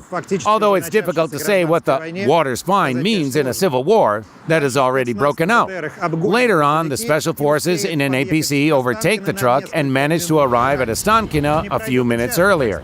And it won't take long for the special forces, who had just exchanged smiles and friendly greetings with the people in the trucks, to receive an order to shoot them to kill, and they will execute this order flawlessly. Here we are at Ostankino. Let's get the lay of the land. Here comes Academic Korolov Street, along which the special forces arrive first, followed by trucks with Makashov's troops. First, Makashov drives up to this huge building. Nowadays, it is multicolored. Back then, it was rather plain. Everyone knows that this is where all the television studios are located. This is the famous Academic Korolov Street 12, the so-called Broadcast Television Complex 1, or ASK-1. Makashov approaches entrance 17, one of the main entrances that faces Academic Korolov Street, and tries to negotiate. Makashov approached entrance 17 and insisted that I let him inside and let him take the floor and broadcast to all of Russia. They did not realize that all of the broadcasting here actually takes place in ASK3. At some point, a man, maybe it was even a savvy employee of the TV center, tells Makashov that they are actually facing the wrong side of the street because, in fact, all the info is usually broadcast not from this huge building, but from ASK3, built specifically for the 1980 Olympics. This is where Vremya, Time, and all the other news programs that aired on Channel 1, which both then and now symbolize state-sponsored propaganda, are broadcast from. Makashov and all those with him make a U-turn, cross the street, and attempt to enter the ASK3 building in order to get on the air. At this exact moment, Ostankina's broadcast ends all of a sudden.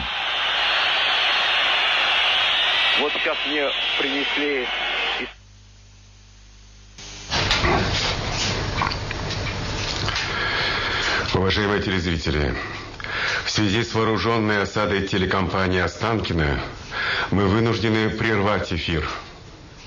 How exactly those arriving are going to go on air, even if they enter the building and occupy the studio, none of them has any idea. Hardly any of them are familiar with the complex television switching system, but we cannot rule anything out, of course. That sounds quite interesting, and 30 years later, the former chairman of Ostankino, Vyacheslav Bragin, would claim that there was no broadcast shutdown, even though dozens and even hundreds of pieces of evidence suggest otherwise. If there are any speculations about the issue somewhere, I can't speak to that. Was there any pause in the broadcast or not? Well, I can't say that for sure at the moment. I guess there were some technical interruptions when the battle was going on out there. There could even have been some breaks, but they were quick and of a technical nature. The subsequent events are unfolding lightning fast. People who had arrived obviously got tired of waiting and decided to enter the ASK3 building by force. At first, they drive up one of their trucks and ram the large storefront windows with it.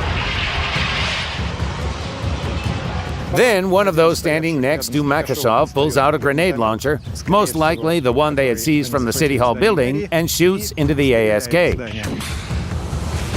Some say that Nikolai Sitnikov, a Special Forces private, was killed as a result of this shot.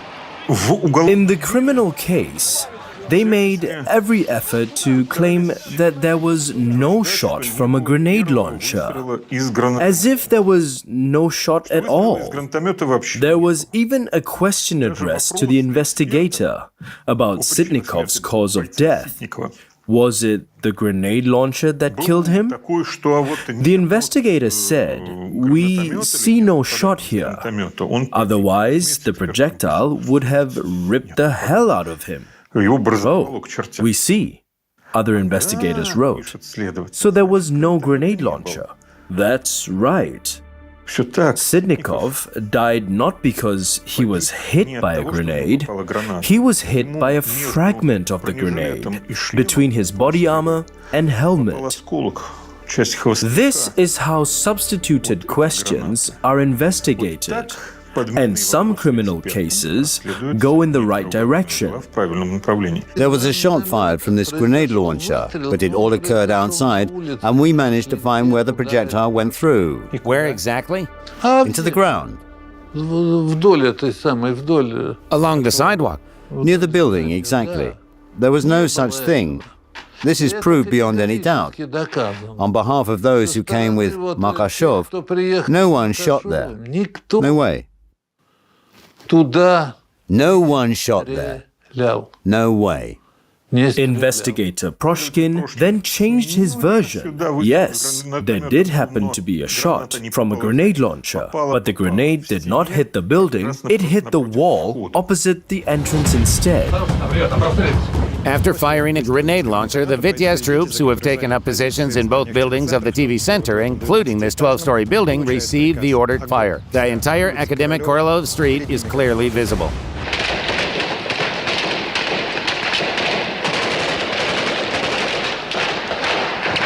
Everyone heard the shooting, and we understood perfectly well that the shooting was not coming from the rebel side, but rather directly at them. We had one automatic rifle for the whole group, and one titanium shield.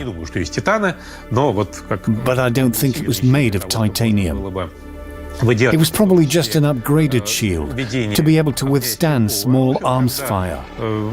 When the sounds of passing vehicles came closer, some men in our group ran away, but not far. They later came back confused. It was obvious that they were also afraid. I saw the whole picture of the massacre, the fallen people, and all this space was strewn with the bodies of the wounded and the killed, the scattered and the crawling, everyone who had been affected by this tragic situation. Then the crowd was dispersed, and the troops were already being hunted in the park. So when the APCs drive and shoot, and the tracks go lower and lower, it becomes clear that barely anyone hiding in the dark among the trees may survive. So APCs are chasing people in Ostankino Park in the dark? It's not that they're chasing them. It's just that it's weird to drive into the park. But they're shooting at people, that's for sure. I got caught in the spotlight of an APC. Well, everybody knows here what comes next. So I quickly dove out of the beam into a ditch full of water, and the burst fell on an innocent kvass kiosk. I decided that I would not go in this direction again, that my work was done for today. But barely anyone can run and dive that fast. Dozens of people died there, though none of them had any plans to die. You know, there's a striking thing I realized while filming this issue. The Ostankino massacre did not end in a few minutes.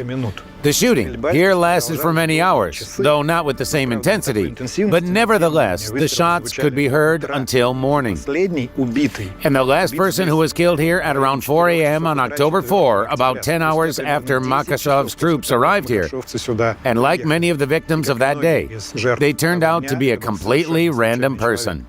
Early in the day, on October the 4th, a tractor driver who was just driving down the street working was shot down by someone in the building. The only TV channel which continues to air after the storming of Ostankino is RTR. The studio on 5th Yemskovo Polya Street is broadcasting a special in support of Yeltsin with celebrities and journalists invited. Я предлагаю никуда не ходить и никого не защищать. Наш дом – это наша страна. Она действительно большая, больше, чем эти 4 квадратных километра. Вот посмотрите, вот мы здесь все собрались, дайте общий план. Вот мы все сидели в разных компаниях, выпивали. Мы сразу созвонились и приехали сюда, чтобы просто вот посмотреть вам в глаза. Давайте вот сейчас посмотрим друг другу в глаза, попытаемся улыбнуться, как бы это ни было тяжело, и спокойно ляжем спать. А завтра разберемся. On the night of the 3rd to the 4th, the famous show was broadcasting in which you and Alexander Lubimov are urging residents of Moscow not to go out. Don't go into some terrible bloody hysteria.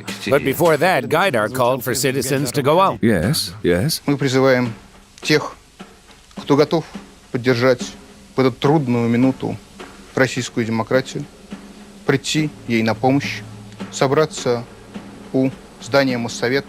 I'm inclined to think it was just populism. I'll call for you and we'll start.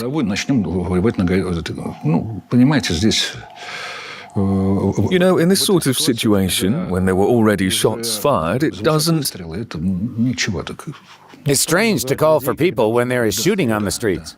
For me, it's just populism.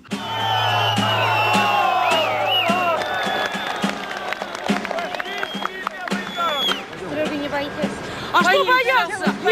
Гораздо страшнее жить во лжи. Вот так как мы жили во лжи, все, допустим, 70 там несколько лет, вот это гораздо хуже, жить во лжи. The people who went out to the Mossoviet on the night of October 4th turned out to be some sort of Russian literature characters, superfluous men. The gendarmerie had already done everything with its fire. Those people were there just to cover the gendarmerie's work. They were quite sincere. They really were willing to defend democracy. The problem was that democracy had found other defenders by that time.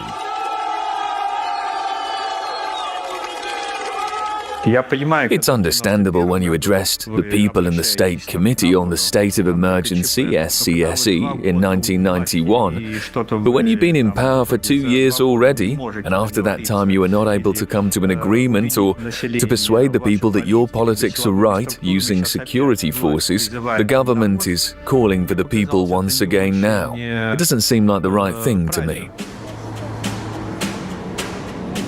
I'd like to share my personal memories. In October 1993, I'm 19 years old, I'm working on Pushkin Square in one of the first music FM radio stations.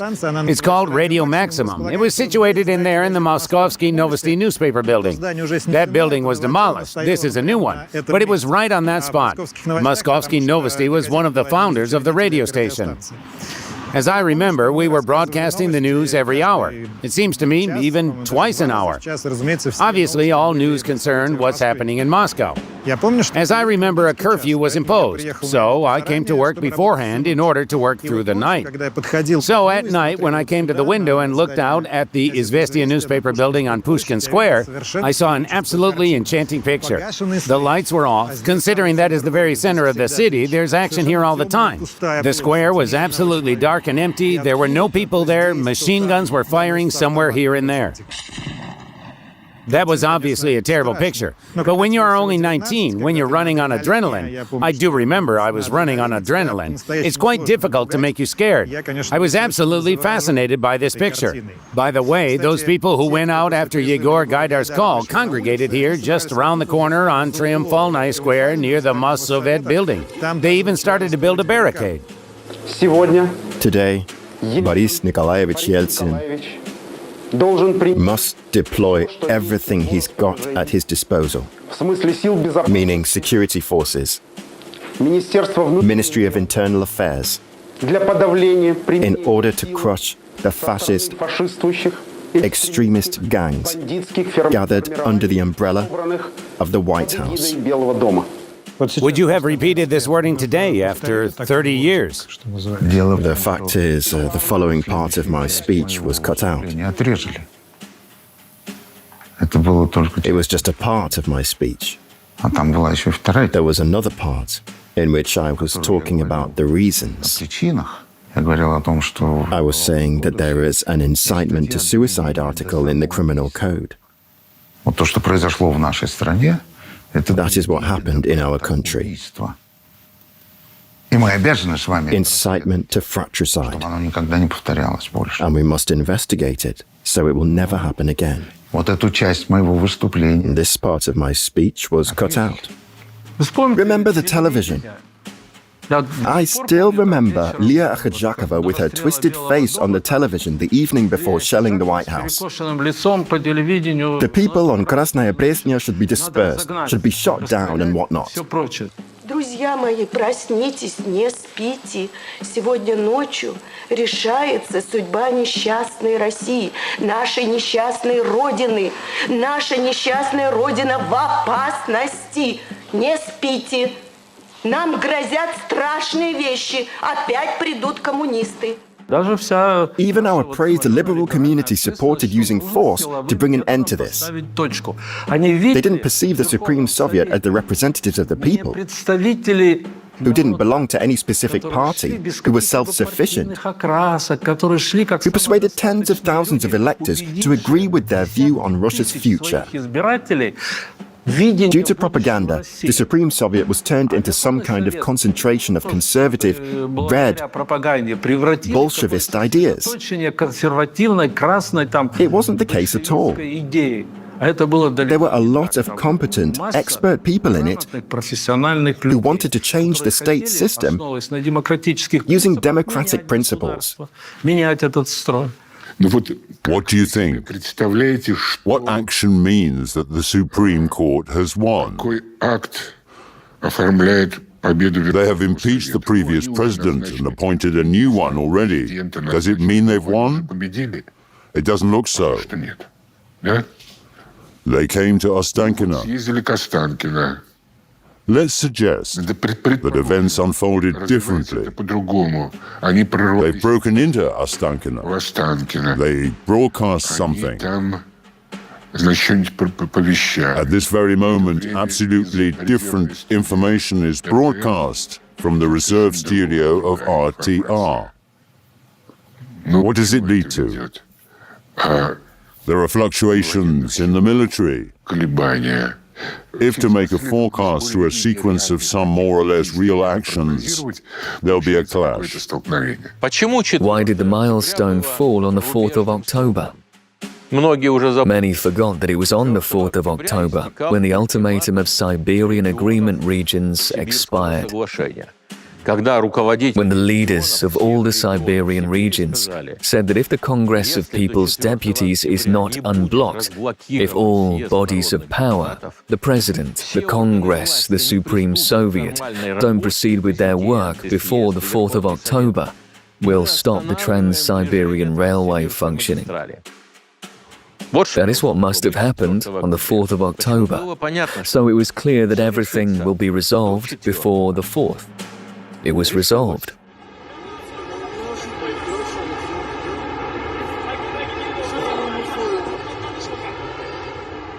Early in the morning on October the 4th, the storming of Yeltsin's opponent's stronghold, the White House on Krasnoprasnenskaya embankment, began.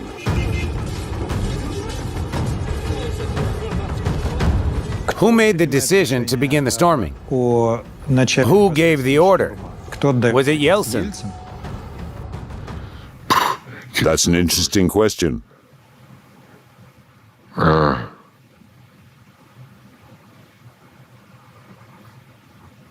never really thought about it.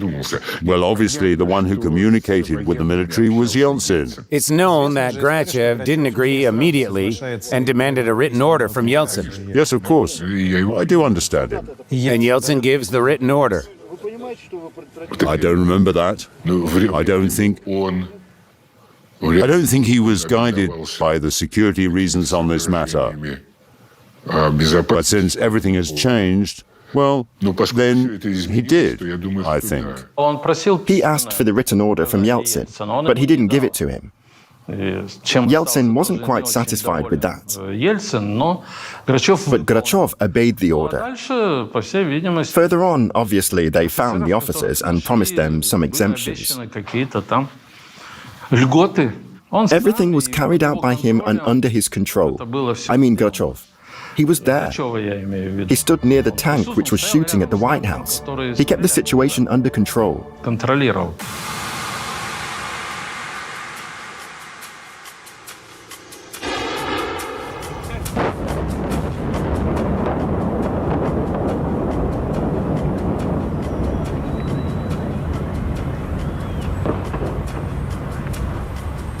Where were you when the shelling started? I was in my office. My head was buzzing, so I thought it'd be nice to have a shower. I didn't sleep all night. Not the best feeling. I got up from the desk and went to the restroom. And once I started to take my clothes off, boom! I opened the door. There was darkness. The place where I was sitting, where my desk was, there was nothing. Only smithereens left. A shell landed there. It had blown up. Imagine the interior of an office where a shell had blown up. That's it. Now it's clear how it's going to end. What was the necessity for this? There are many stories that these were blank shells. Or were they live shells? The ones you saw? The ones I saw seemed to be blanks. Honestly speaking, they went through the windows, obviously. They made some noise, something like that. I didn't see shells with explosives, but still there was a fire. Well, now they say these were blank shells and whatnot. But if those shells penetrated the walls, if everything inside was on fire, if people got killed and injured, they didn't shoot themselves, did they? Many argued that the tanks shot at the White House with only blanks. But actually, it was determined that the tanks shot live shells as well. So we can consider it as a fact the tank shot with live shells? Both with blanks and live shells.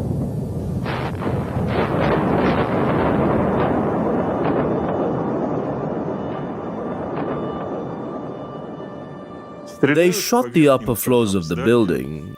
Yes, there are explosions, there is fire. There are no people at this time.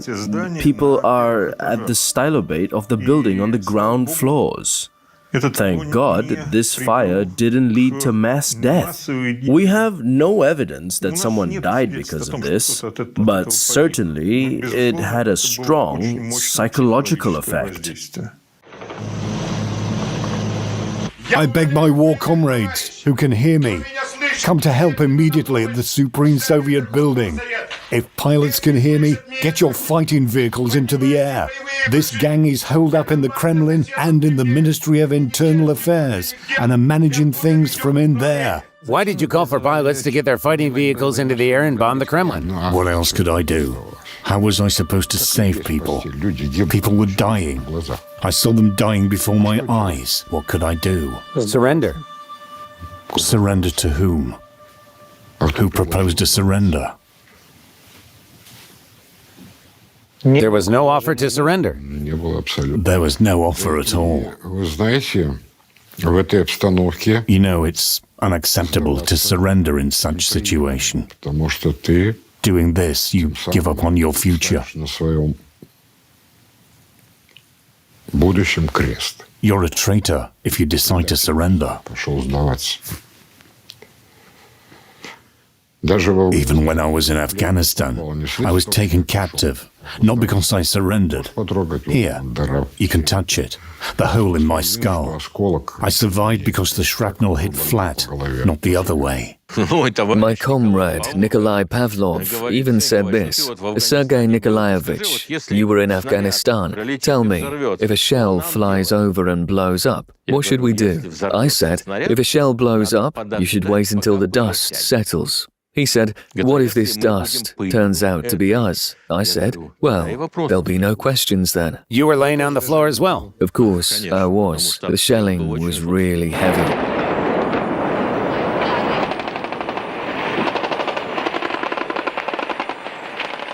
Obviously, there was no unified staff. There was no coordination of the different divisions which came into Moscow. There was no single frequency on which one could coordinate the actions of those units. That is what led to friendly fire and deaths of dozens of security officers on October 4th. Those tanks which shot the upper floors of the White House didn't establish communications on a single frequency. Obviously, it was some chaos.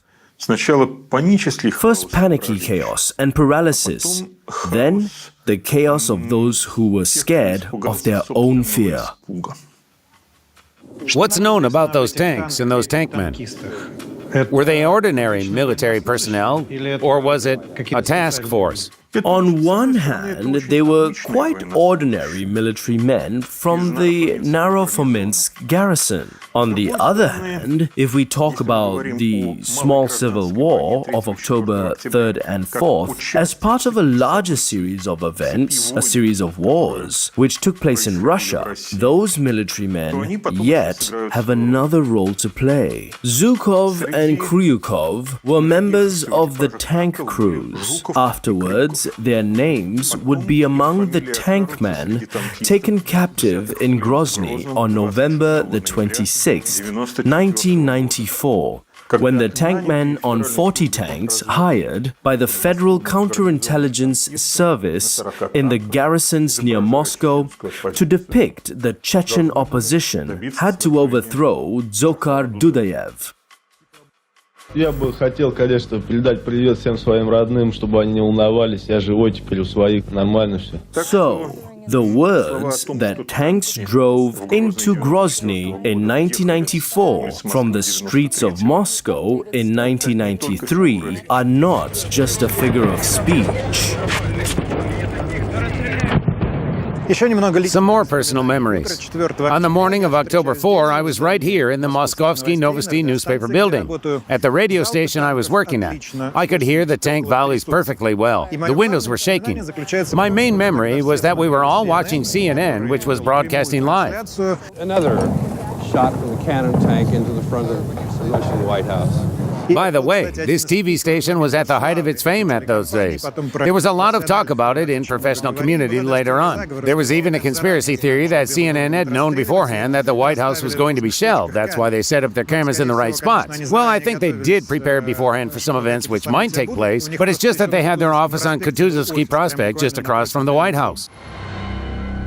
I'm Eileen O'Connor in Moscow. How did you manage to broadcast the storming of the White House live? We were originally in the White House and we had a microwave unit on the roof. We were reporting live. Actually would have remained, but for the night before the storming, my cameraman and I were approached by sort of someone who had been in the military, an older guy, and he had a weapon and he pointed the weapon at me and said, "I want to go live on CNN right now." I think he was slightly inebriated, but it was a moment where we suddenly realized this is a Russian conflict. We're Americans. We're not part of the story. We need to be observers of the story. So we decided in the end that we could effectively cover the story from the outside. We have a bureau. Our bureau is on Kutuzovsky Prospect. It overlooks the Russian White House. I think we had cameras in the Ukraine hotel and we had cameras on the ground. And so all of them were connected to the, back to the bureau. I was watching the pictures CNN was broadcasting, just like the others. Of course, there was information about a bunch of bystanders who gathered there. They could be seen. It could be seen they were hit. There were a lot of casualties among them. Armored personnel carriers opened fire on tents. On the campfires, people were sitting around.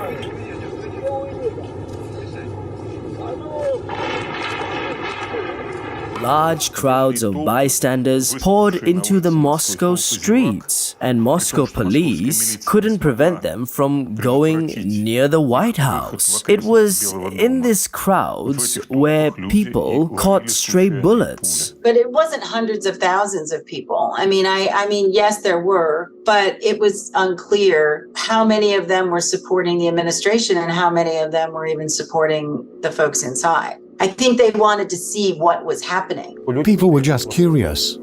People always come just to watch. Actually, we saw it happen in Rostov on June 24th of the current year. It's Russia. They come to gaze at what's going on. It's a common occurrence when people go out just like that and watch.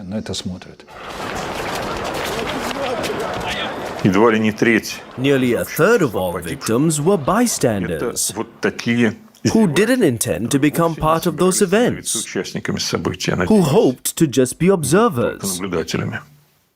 As for bystanders, my biggest memory of that morning is that the city, outside of the spot where actually a civil war had been unfolding, lived a normal life.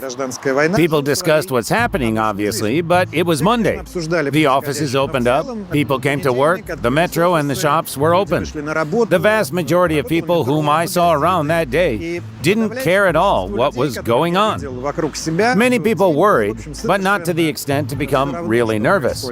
For example, as I remember, my parents were living in a dacha down the Minsk highway to the west of the city at the time. That Monday morning, they were going to go into the city. I could see that the road might lead them to the White House. I remember I said on the air that one should not go into the city on Kutuzovsky Prospect if one drives from the west of Moscow. I was thinking about everyday stuff. I didn't have the feeling that I was witnessing a momentous moment in the history of Russia. Though I suppose we can understand now that when you face a historical event, it might be difficult to grasp the importance of it at this very moment.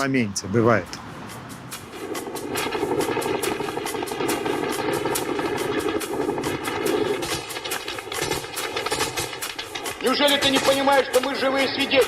Они нас живыми не оставят. Я тебя умоляю, Валера, но ты понимаешь, ты же верующий, на тебе же будет грех.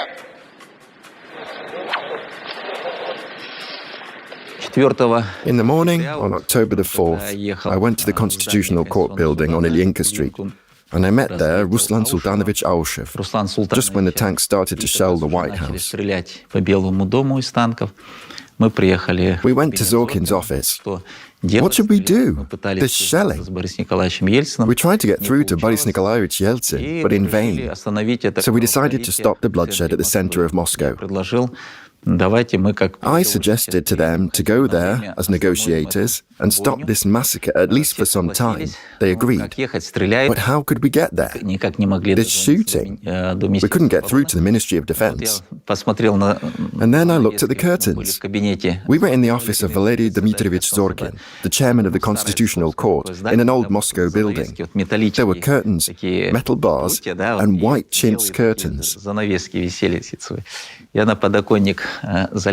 I climbed onto the windowsill and pulled the curtain off. Ruslan Khasbulatov said, "What the heck are you doing?" I said, "Well, we are truce envoys, aren't we? We need to hold a white flag." And so, holding this curtain from the office of the chairman of the Constitutional Court, we came down. I had a Lincoln down there, black 11-meter-long Lincoln. It was shot up afterwards. And so we got to the tanks, went round the tanks in the black Lincoln with this white flag on its hood. Once we got there with the white flag, the tanks stopped shelling. And so we passed several barriers and finally got there.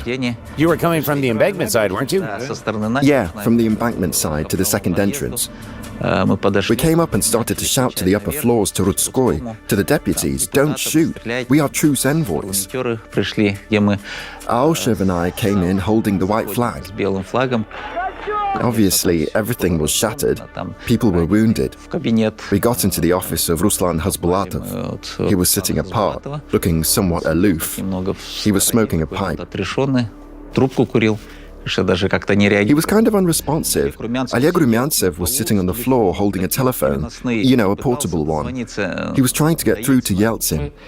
We saw what was going on around the White House, shooting at live targets. Several people were killed before my very eyes. The brigades literally smelling of blood, running and finishing people off. He managed to get through to Oleg Lobov, the secretary of the Security Council. He told him, "Oleg Ivanovich, some fellows have come. Here they are, Kirsan, Ruslan, the presidents of the republics. Don't shoot. Tell them not to shoot." And Lobov told him, leave the building." The defenders of the White House didn't shoot much. If you compare the firepower of both sides, there was an insignificant minority of people wounded or killed by the shots from the White House, if there were any at all. The gun barrels of all the weapons that were withdrawn from the White House were thoroughly examined. It was determined that no victim was murdered by a weapon from the White House. No one. The Dzerzhinsky division had a large territory where they conducted military exercises. Boris Nikolaevich came there. And one of the commanders, was it the division commander or someone else, told him that investigators and prosecutors demanded their guns in order to shoot them and check whether people were killed by those guns or by other weapons. And we were strictly forbidden to test fire the weapons of the forces who stormed the White House. When investigators requested the military personnel who cordoned the Supreme Soviet building, the internal troops of the Ministry for Internal Affairs turn over their weapons. They refused. They didn't turn over their weapons for examination. Not one sniper rifle was withdrawn. Not one.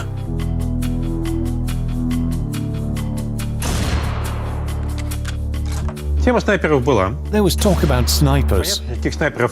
Obviously, I couldn't see any snipers, but I closely examined the cases of the victims. The vast majority of them were, obviously, the defenders of the House of Soviets and people who just stood by the House of Soviets. But if you don't have a carbine, a machine gun or a rifle, you are no defender.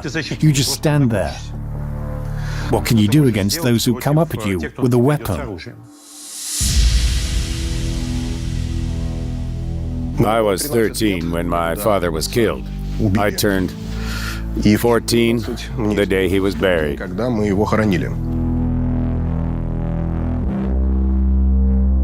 When it became known that the Patriarch was going to conduct a prayer service in front of the Virgin of Vladimir icon in Yelokhovo Cathedral in Moscow to resolve the confrontation of the Parliament and the President about the infamous decree number 1400, my father decided he must get footage. He must film that event. So he found tickets, he found a camera, and set off. On October 3, he was in Moscow filming the prayer service. He was with a friend of his, Boris Nikolaevich Kurkin. They traveled together through the rioting city. The moment the sniper's bullet caught him, he was with Boris Kurkin.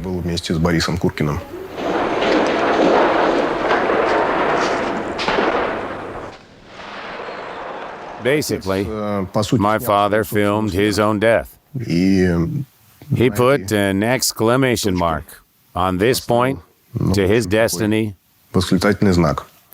on the earth.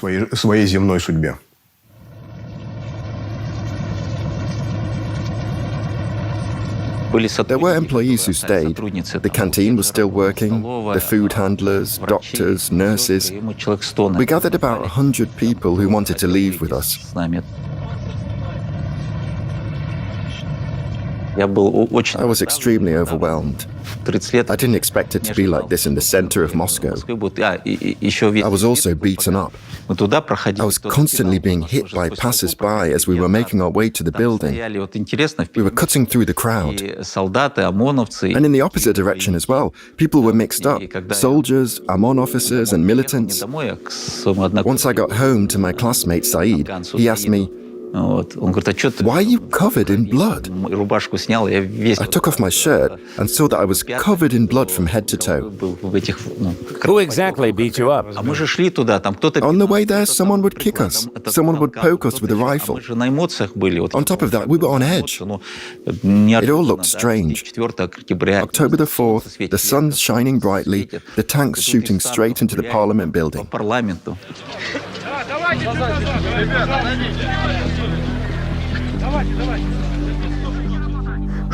What else do we know?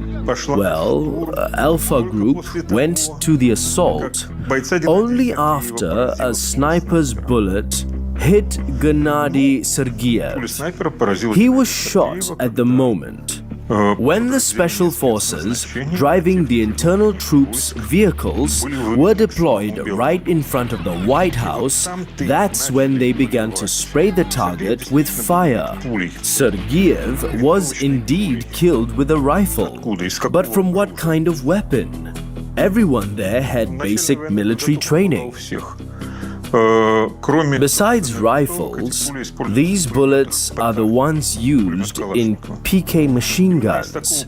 St. Petersburg OMON fighters were firing such a machine gun from one of the upper floors of the Comic-Con building. They were unable to communicate on a common frequency. They were shooting at the vehicles where the Alpha fighters were. They had no clue how to stop it.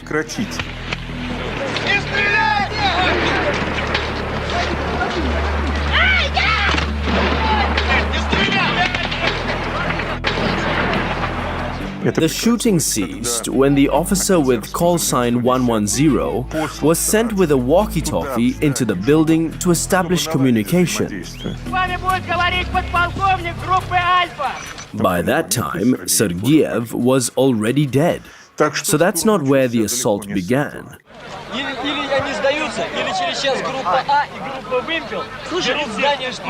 As people remember, back in 1991, Alpha was extremely reluctant to participate in the events. However, they still carried out the order, except that they were trying to look like the first-tier soldiers, as they fully realized the complexity of the state of affairs. When sweeping the building, they negotiated with the heads of the parliament, with the insurgents, or rebels if you will, and then as they cracked open room after room, they were trying to look reserved.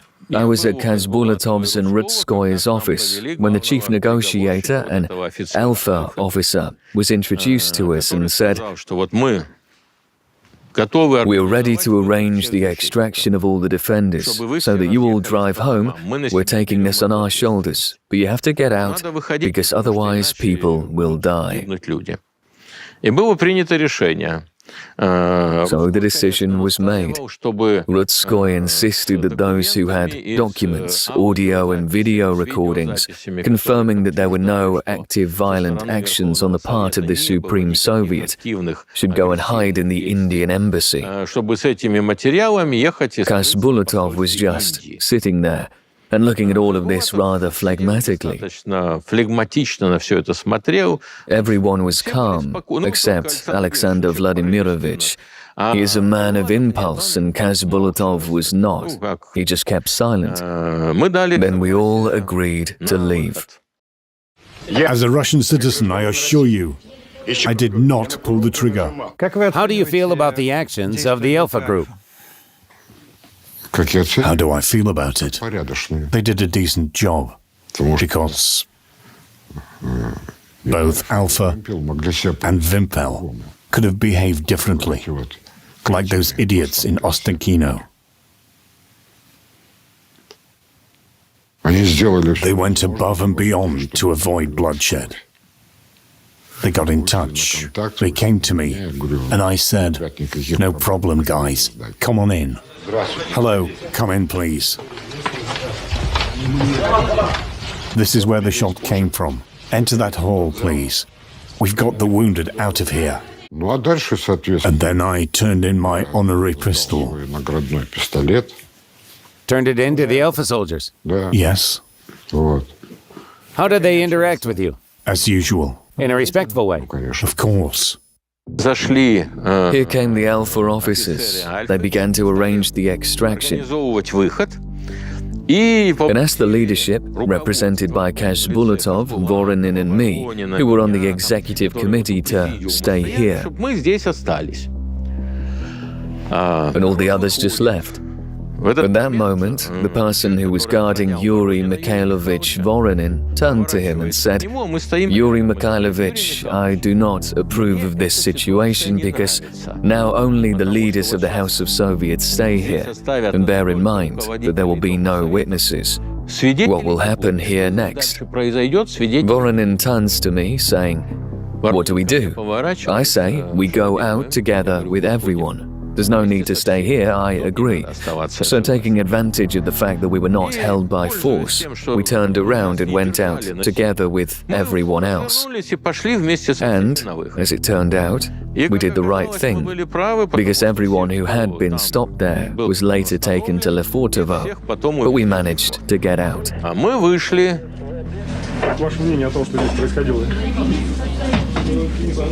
It was the agony of Russian democracy that happened. Former Soviet officers see that these are deputies of the Supreme Soviet. We have no weapons. We don't offer any resistance. Yes, they put me up against the wall, they beat me, hammered with rifles. And what pissed them off was that I was standing there smiling. They said, "How dare you smile?" I blurted out, "Should I rather cry?" At the moment, I didn't have my whole life flashing before my eyes. But that's what calmed me down, gave me strength back then. I realized that I already had 3 sons, and I would not be the end of my lineage. That's the thing. Who exactly beat you up? The officers who were ordered to eliminate me. Looks like their superior had a different idea of who is right and who is wrong, though. He ordered that I be added to the rest of the detainees. Later, I was taken to 38 Petrovka Street, to a pre-trial detention cell, cell number 20. Why do you compare the actions of the post-October 4 victors to the death squads in Latin America? I immediately brought it up to my senior comrade, Stanislav Govorukhin, who then portrayed it all in his little documentary episode called Chas Negodiev. Какой-то военный схватил меня, несколько раз нанес удар в пах, рванул за куртку, плюнул в лицо 2 раза. Я увидел уже в этой тьме, но вот здесь метрах, наверное, в 5, а уже темно, лежал труп. Вот здесь, да? Где-то вот здесь метрах в 5 отсюда лежал труп. Вот здесь. Ну где вот он? Ну вот где палка, наверное, это. Да. Там лежал труп. И когда он нанес эти удары, плюнул, дернул затвор, иди сюда, сука, прощайся, прощайся с жизнью. Он дал очередь поверх головы. Perhaps the leaders of the Supreme Soviet may have been lucky in this sense, in that they were not beaten up in the back streets. They had been transported by bus to Lefortovo even before that, protected by the Alpha Group.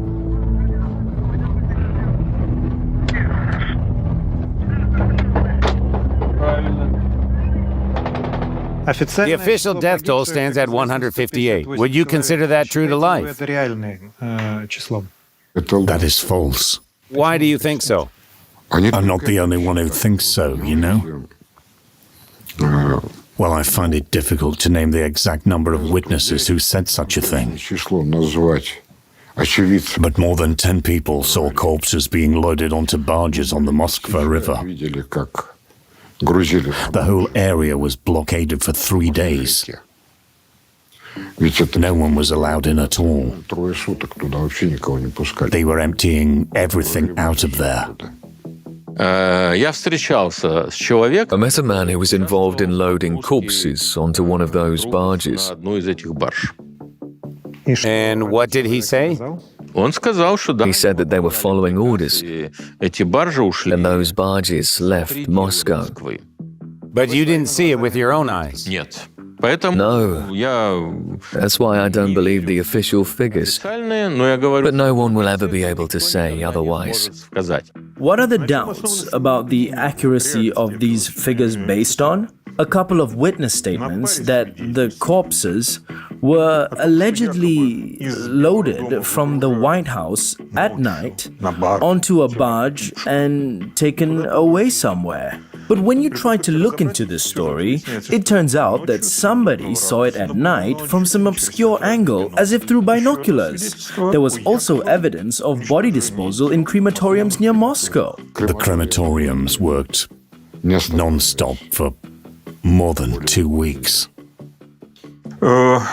This allegation was investigated by my colleague Oleg Orlov, who went around to these crematoriums together with the informant and found no relevant records in their logs regarding the alleged disposal of hundreds of bodies.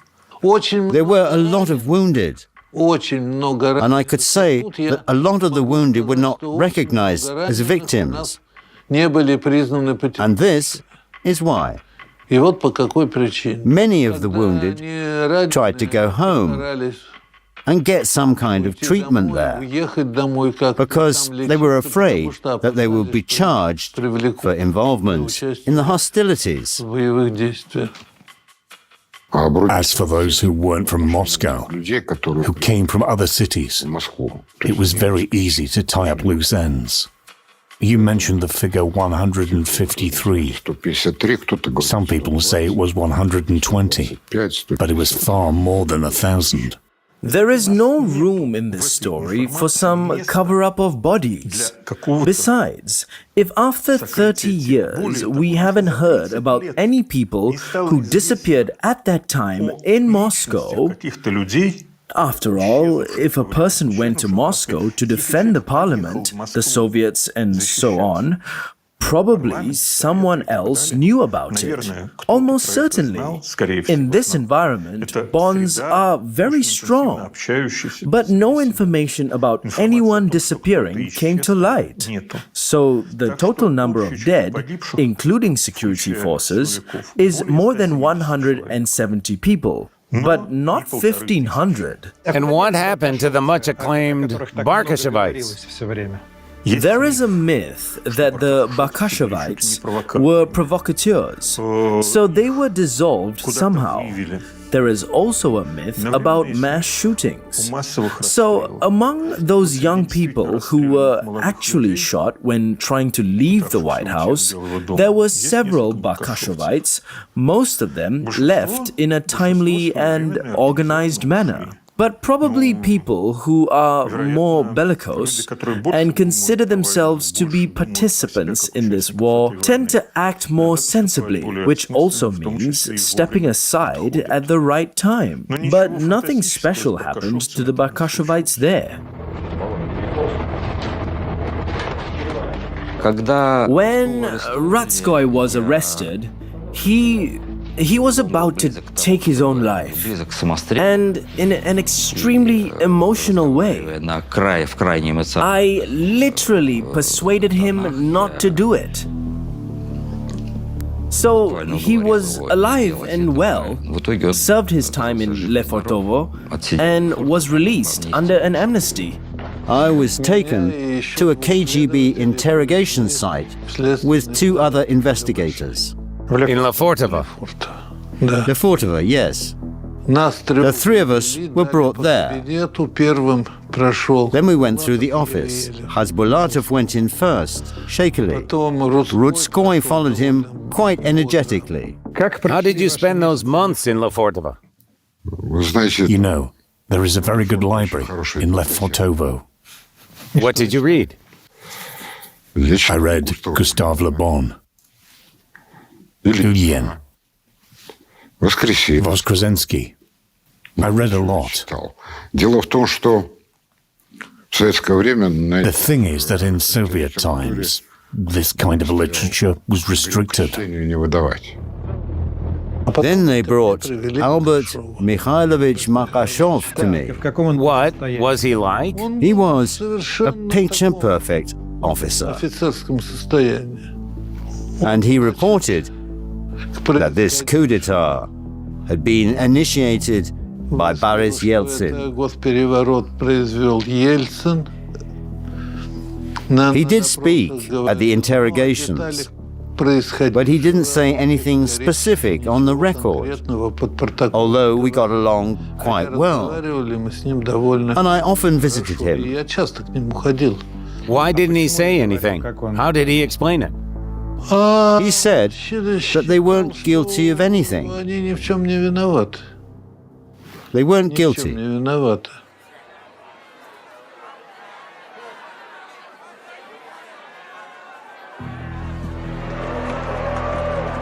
The inmates spent 4 months in Lefortovo. In February 1994, it was decided to grant them amnesty, as well as the members of the GKCHP who had been in prison since 1991. The case of the 1993 events officially stayed open for 2 more years and was finally closed in September 1995. Why do you think Yeltsin pardoned you? It was not he who pardoned me. It was the Duma's decision. This was the Duma's decision, not Yeltsin's. Do you think he was moved by compassion or an admission of guilt? No. It was his cowardice regarding a possible trial. A trial. And even the materials collected by the investigation were sufficient to accuse Yeltsin of having committed a coup d'etat. The amnesty was not related to events. It was related to specific people. More people could be found who were not charged. They should have been charged too, and then released under amnesty. The people who died in these events were shot by someone, right? Someone shot them, but neither amnesty nor court charges applied to them. But as far as I understand, the investigation did not determine who they were. That's right. That's what I'm talking about. That's what I'm talking about. So it seems to you that the investigation wasn't executed properly. Yes. Yes. The criminal investigation in relation to the mass riots in Moscow, which was conducted by the Prosecutor General's office, was closed in 1995 without determining any reasons or perpetrators. The second case, which is less well known and which is probably still classified, was conducted by the Chief Military Prosecutor's Office. I doubt that the materials of this case will be declassified anytime soon. As far as I know, even the Prosecutor General's Office case files have been classified for 30 years, and it's only in 2023 when the classification expires. When leaving the burning White House, we didn't urge people to take up arms and resist Yeltsin's coup with weapons, but to go to the polls, though illegal, and respond to the coup with their votes. That was our position. A month and a half after the White House shooting, elections to the first state Duma took place. People who became deputies then remained in national politics, not only under Yeltsin, but also under Putin, including Ella Pamfilova, Vladimir Zhirinovsky, and Grigory Yavlinsky. When the new parliament was created, we formed a faction. We participated in the elections and won. On the very first day, we submitted a draft on the creation of a parliamentary commission to conduct a parliamentary investigation. And to avoid this investigation, the presidential administration made a deal with the communists, the Zhirinovites.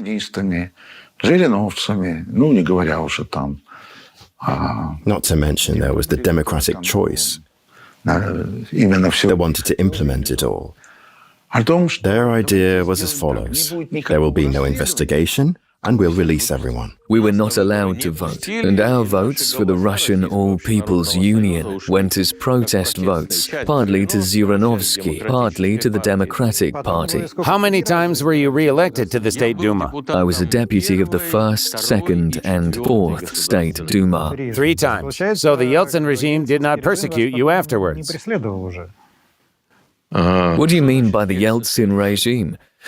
For example, Yeltsin demoted the mayor of Omsk, Shoiket, due to the fact that I was elected as a deputy.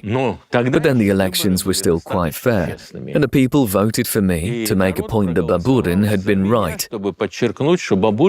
That's why I went to the elections to say, yes, I took a stance against Yeltsin. I was defending the House of Soviets. And as for Boris Nikolaevich, we had a very tense relationship.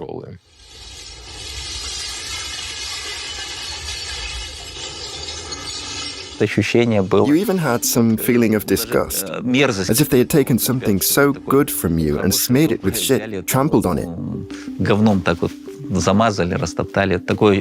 That's how we felt. Maybe it was also my age, as there were many deputies there, grey with age, in their 60s. All kinds of directors with plenty of life experience. And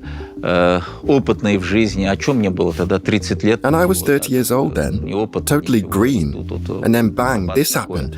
I just didn't understand why.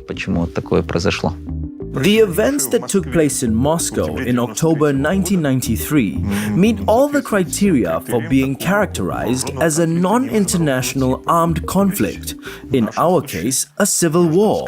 Yes, this wasn't a large-scaled armed conflict. Yes, someone will sneer at the fact that there were less than 200 killed, but probably these people never dealt with the dead and wounded themselves. And probably these people believe that all this only happens on TV. So there should be numbers with many zeros. Our approach is slightly different. We don't count people as zeros, but as ones. A very great number of the internal troops from the other side were given heroic titles and also other awards. What is that about? Does it surprise you? It does surprise me.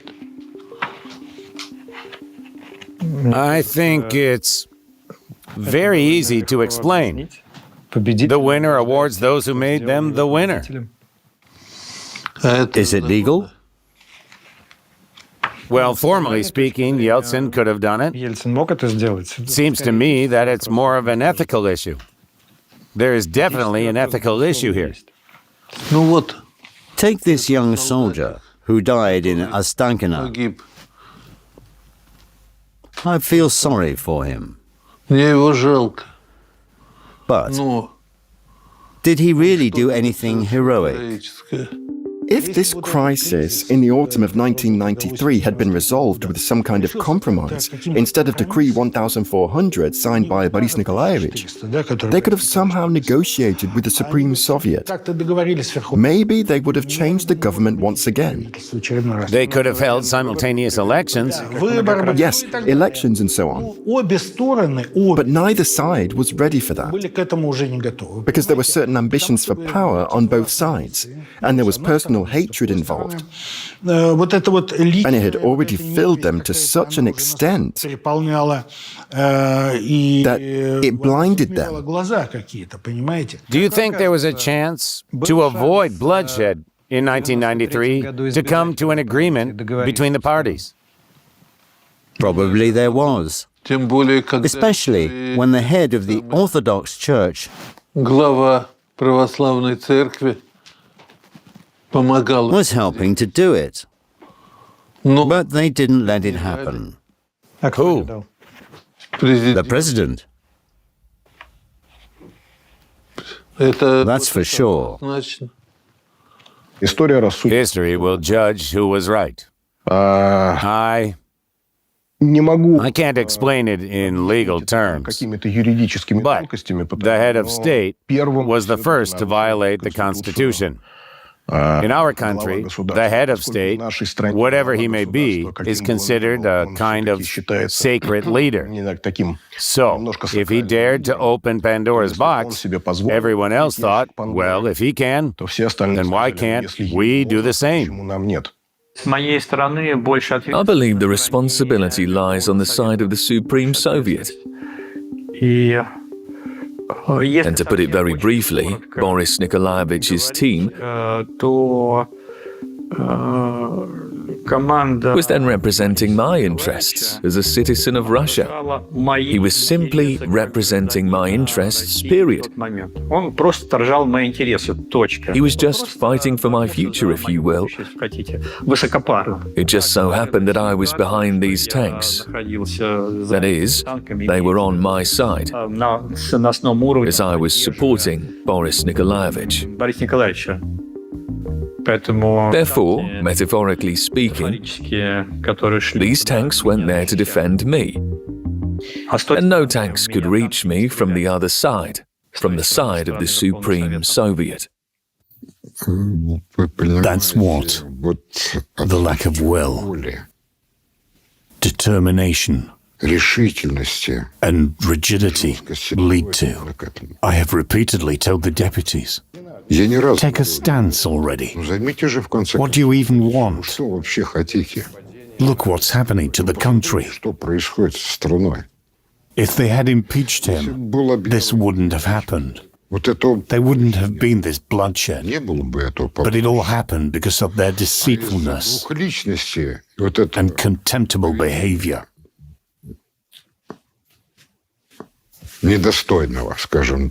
What do you mean? Hypocrisy, two-facedness, serving both sides. It wouldn't have happened. It just wouldn't. But they were pushing for it. Who? The Washington Committee. Read up what Clinton said about the Supreme Soviet shooting. What? What do you mean? He supported Yeltsin and his decision. Could Yeltsin have dared to do this if he had not had the support of Kohl, Clinton, and the heads of other major states? Not for the life of him. He was too much of a coward in that regard. I think the Yeltsin regime is to blame for the bloodshed, because the thing is that they dissolving the parliament, both sides to blame. But, patience and negotiation and actually engaging in a real conversation would have enabled them to potentially resolve the thing peacefully and to listen to what the members of the parliament were trying to say.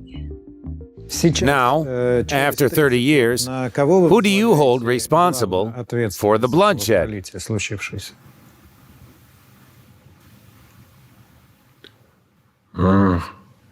Makashov and Bakashov. At first, they broke off this agreement. Then they said, take up arms, go ahead, take Ostankino. And from there, it went downhill. So you think Yeltsin was forced to act this way? Definitely. Definitely. Doesn't it seem like a very bad symbol that the president's tanks were shooting the parliament in the center of the capital? Again, there was no parliament. There was an organ of Soviet power.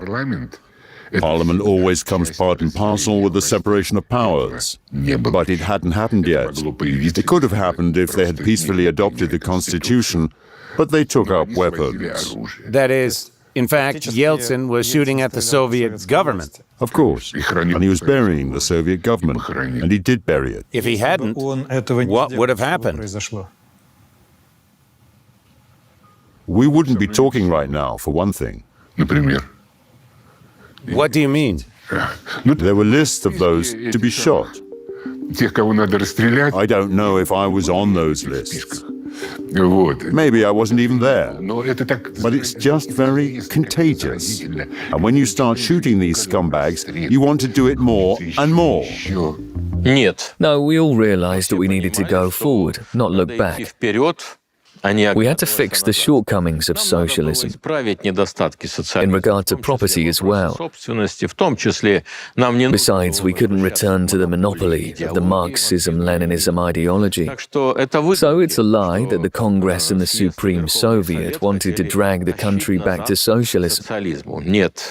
No, we wanted to lead people forward to a fair society and honest, government. A parliamentary republic. We would have had a parliamentary republic since neither Rutskoy nor Khasbulatov won any enthusiasm from the people, neither from the ordinary participants of the uprising nor from the readers of opposition newspapers like Zavtra or Soviet Russia. And of course the Supreme Soviet was very polycentric in its nature, so we would have got some kind of parliamentary republic, a good one or a bad one, and in the next electoral cycle some radical section would have been cut off. But we got the vertical, and what happened after Yeltsin is just a logical development of what happened under him.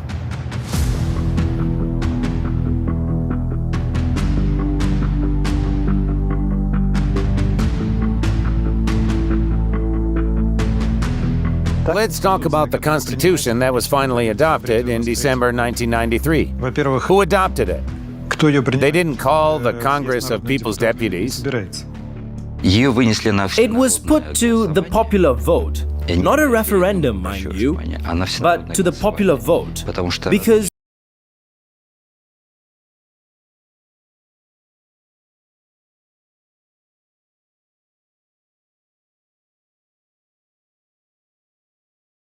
it was considered better to have the Constitution adopted this way than not to have it at all. It was very important. We could disagree on the form of government, but Khasbulatov and Yeltsin assured everybody that this was for a limited period of time.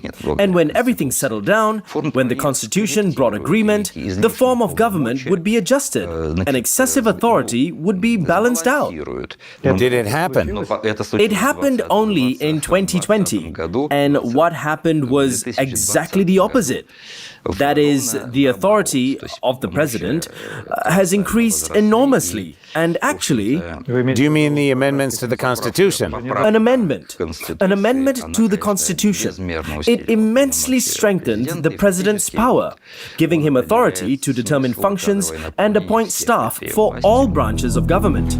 From the moment the Constitution was adopted, due to the circumstances surrounding its adoption, there was a very deep and widespread distrust towards the Constitution.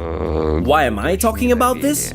It's important because, in my opinion, constitutionalism is really not only a doctrine, but a method of reasonable organization for society, for the state, society, the people, our diverse territory, our regions, and when there are no conditions for this constitutional patriotism, the very idea of constitutionalism loses its value. It was all crumbling down. You remember that the Constitutional Court later said that it wasn't necessary to elect governors because it was politically inexpedient, right?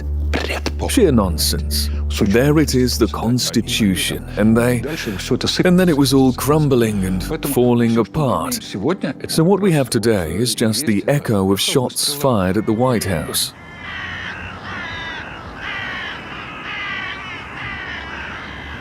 The current situation is born out of the system created in the 90s. And Vladimir Vladimirovich is the product of this system. Parliament is the place where people should negotiate without shooting. In our parliament, they have not learned to negotiate without shooting. Probably because the previous parliament in the history of Russia, the Constituent Assembly, was shut down in that manner. And we had several generations of people who were not used to negotiating. They didn't have the skills to delegate some rights to negotiators. And we get new wars.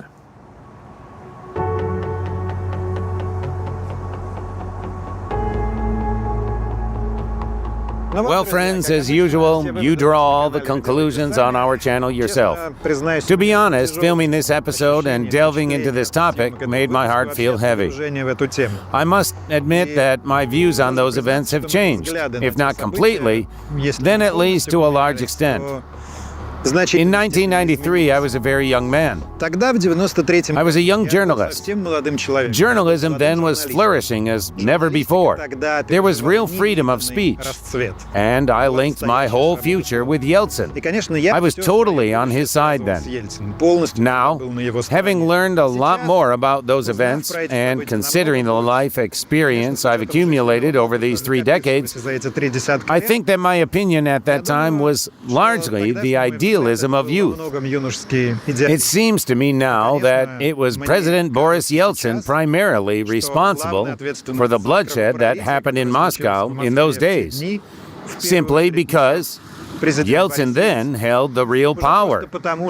Yes, there were enough people in and around the Supreme Soviet who wouldn't mind taking up arms, who were ready to shed blood and, in case of victory, to carry out some repressions. But not all the people were like that.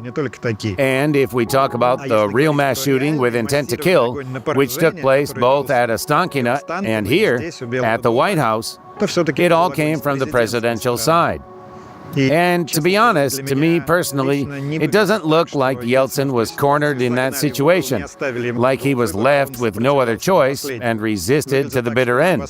It looks like both sides were escalating and neither of them wanted to negotiate. But as I have already said, the greater responsibility always lies on the stronger side, and then the stronger side was Yeltsin. And what seems really frustrating now is the episode when Yegor Gaidar was urging unarmed people to take to the streets where the shooting was already going on to protect one of the parties in a conflict between elites. It seems to me now that this is utterly irresponsible at the very least. And another thing. For a long time, it seemed to me that if the Supreme Soviet had won then, everything would have gone according to some terrible scenario. But honestly, looking at where we've arrived in the end, where we've ended up now, I am honestly not sure that if history had taken a different turn in 1993, we would be at the same point now. This is Redaxia. Leave your comments and likes below. Subscribe to our channel. See you soon.